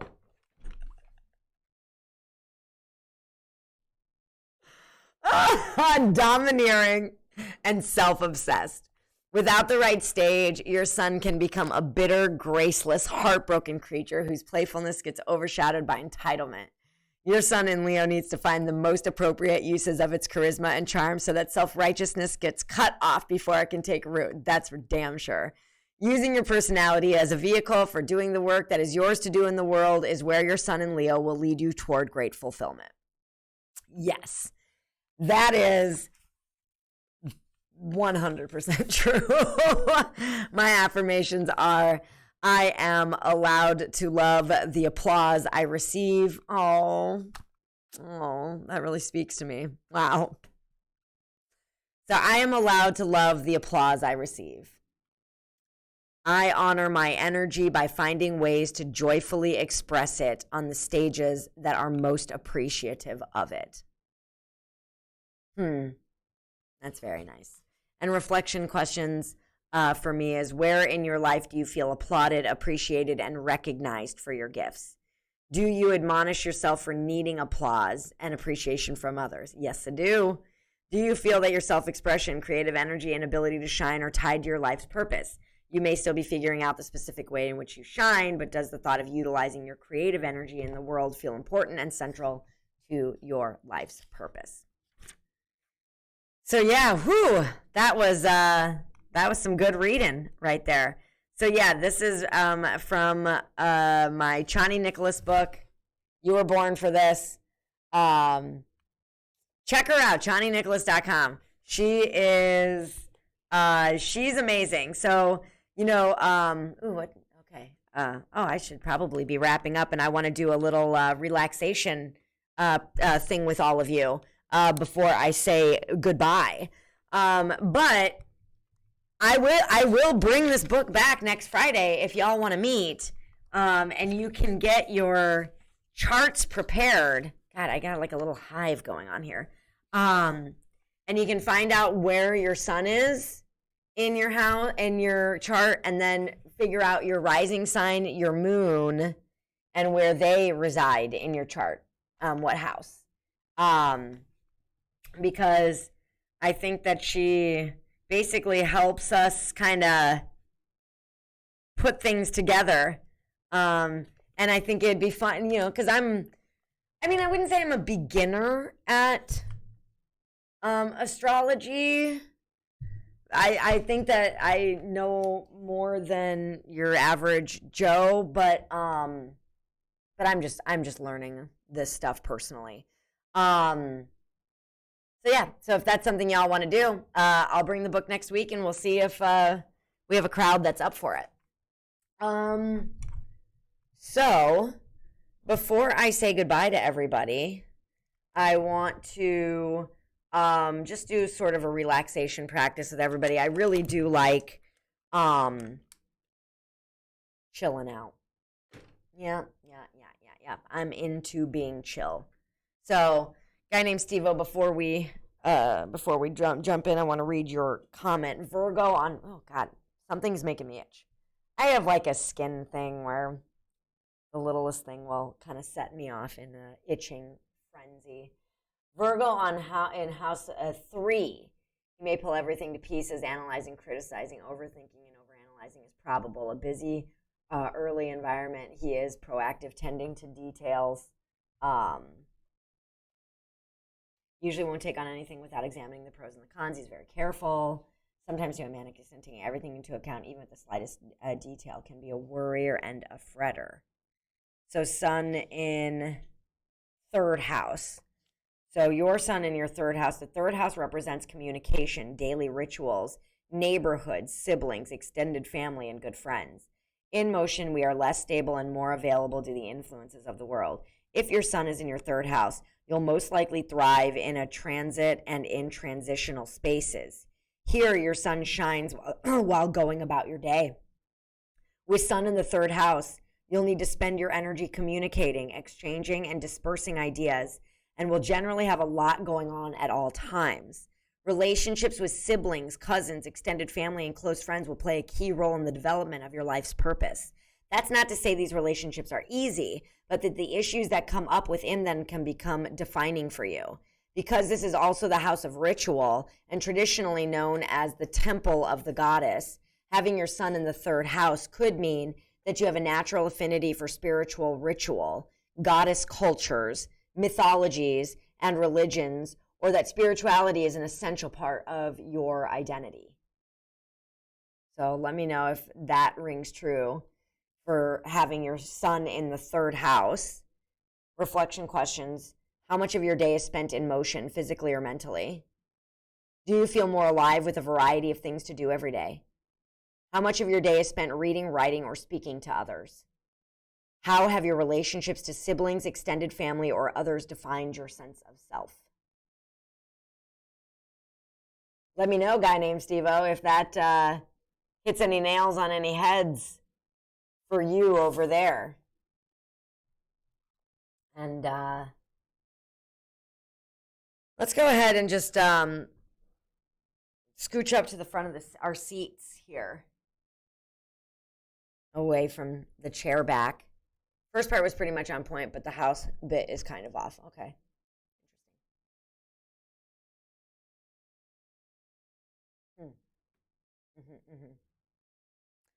All right, coming to the edge of your seat. We're going to get grounded here. So however you want to lay your hands on your lap is perfect. So just choose whatever you choose, and that's fine. Just getting comfortable, right? I want to make sure that I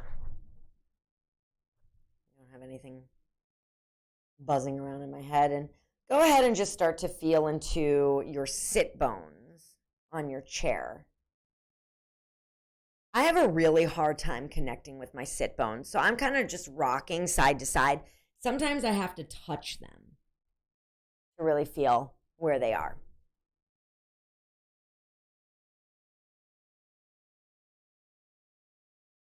Just feel what it feels like to be focused on this part of your body. And then draw a line inward from both sit bones. And I want you to meet up in your imagination with your tailbone. Now, if you feel like your tailbone is kind of behind that direct line, great. If you feel like your tailbone is lined up with that, cool. But just notice. So for me, I feel like my tailbone is behind the straight line between my two sit bones. Just kind of figuring out like how how your butt sort of perineum area what its relationship to your chair is. And then I want you to feel into that tailbone there. And I want you to get the sense that you can pull your tailbone under. So see if that's available to you. Just go ahead and tuck your tailbone under and see how that feels in your low back.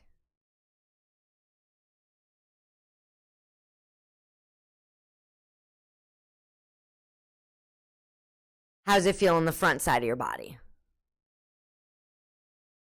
And then very slowly and very smoothly, move your pelvis in a way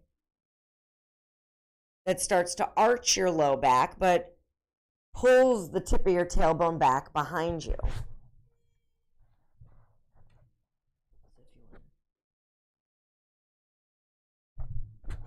So now it kind of feels like your sit bones, like you might even be sitting on front of your sit bones. That's my sense of my sit bones.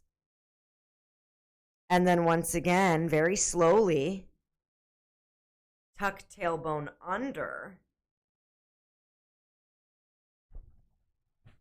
and feel how that feels. Now rock the other way again, and I want you to feel into your sit bones as you do that rocking. Notice your breath. And then just rock back and forth at a very slow pace, but whatever pace you like. Notice your breathing. Notice if there's any tension being built up anywhere else. Keep your eyes closed if you can. Rocking tailbone under and tailbone back.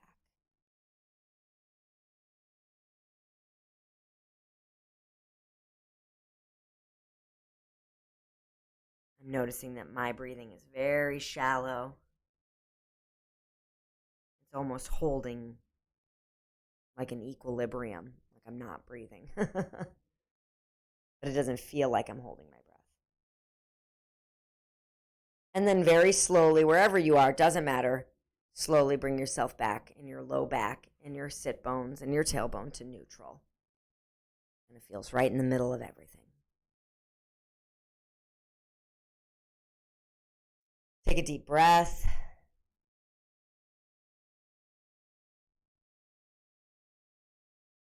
Tip your head over to one side. Doesn't matter which way you go. Don't force it, but feel what it's like to relax your ear toward your shoulder. And just breathe. Notice what's happening in your spine. Can you keep your spine in neutral as you tip your head to the side?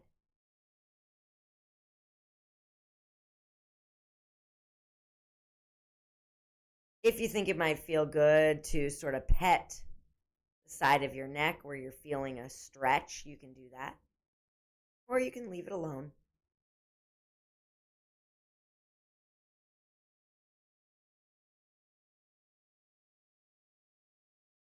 Then take the hand of the side that your head is tilted to and put it against your face. And I want you to rest the weight of your head into that hand. Don't push on it, just rest it.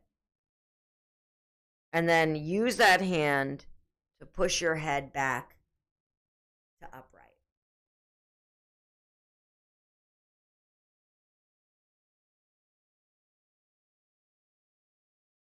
And then ear goes to the other shoulder. Then just relax into it. Allow the opening of the side of the neck.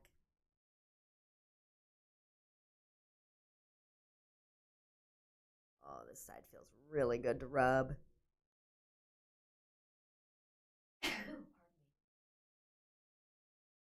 Allow the muscles and the tissue to release. Keep breathing. What are you noticing? What tension are you noticing building up? How's your breath doing? What's it doing? Is it the same as the other side? What's going on in your hips?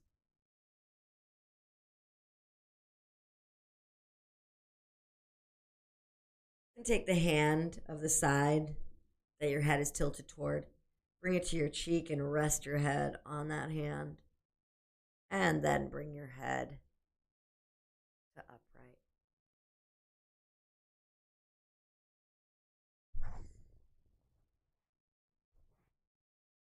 Take a deep breath. Feel into your sit bones now. Feeling yourself relaxed and neutral. How are you feeling now? How are your sit bones feeling?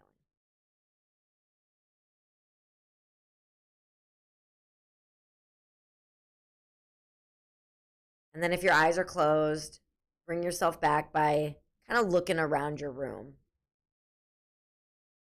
Like, not really fixed on anything. Just, and then slowly bring yourself back to your screen.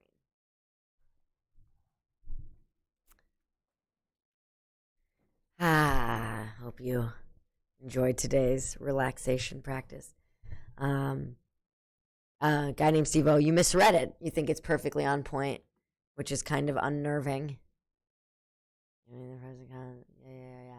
I'm curious what you thought of what Chani said about the third house, your son being in the third house, in regard to representation, communication, daily rituals, neighborhood, siblings, extended family. Basically, she's saying that, like, if your son is in your third house, the kind of work that you do is very, like, there's a lot of moving pieces all at the same time. A lot of conversation, a lot of communicating, a lot of that kind of stuff. Would that ring true for you, Steve-O?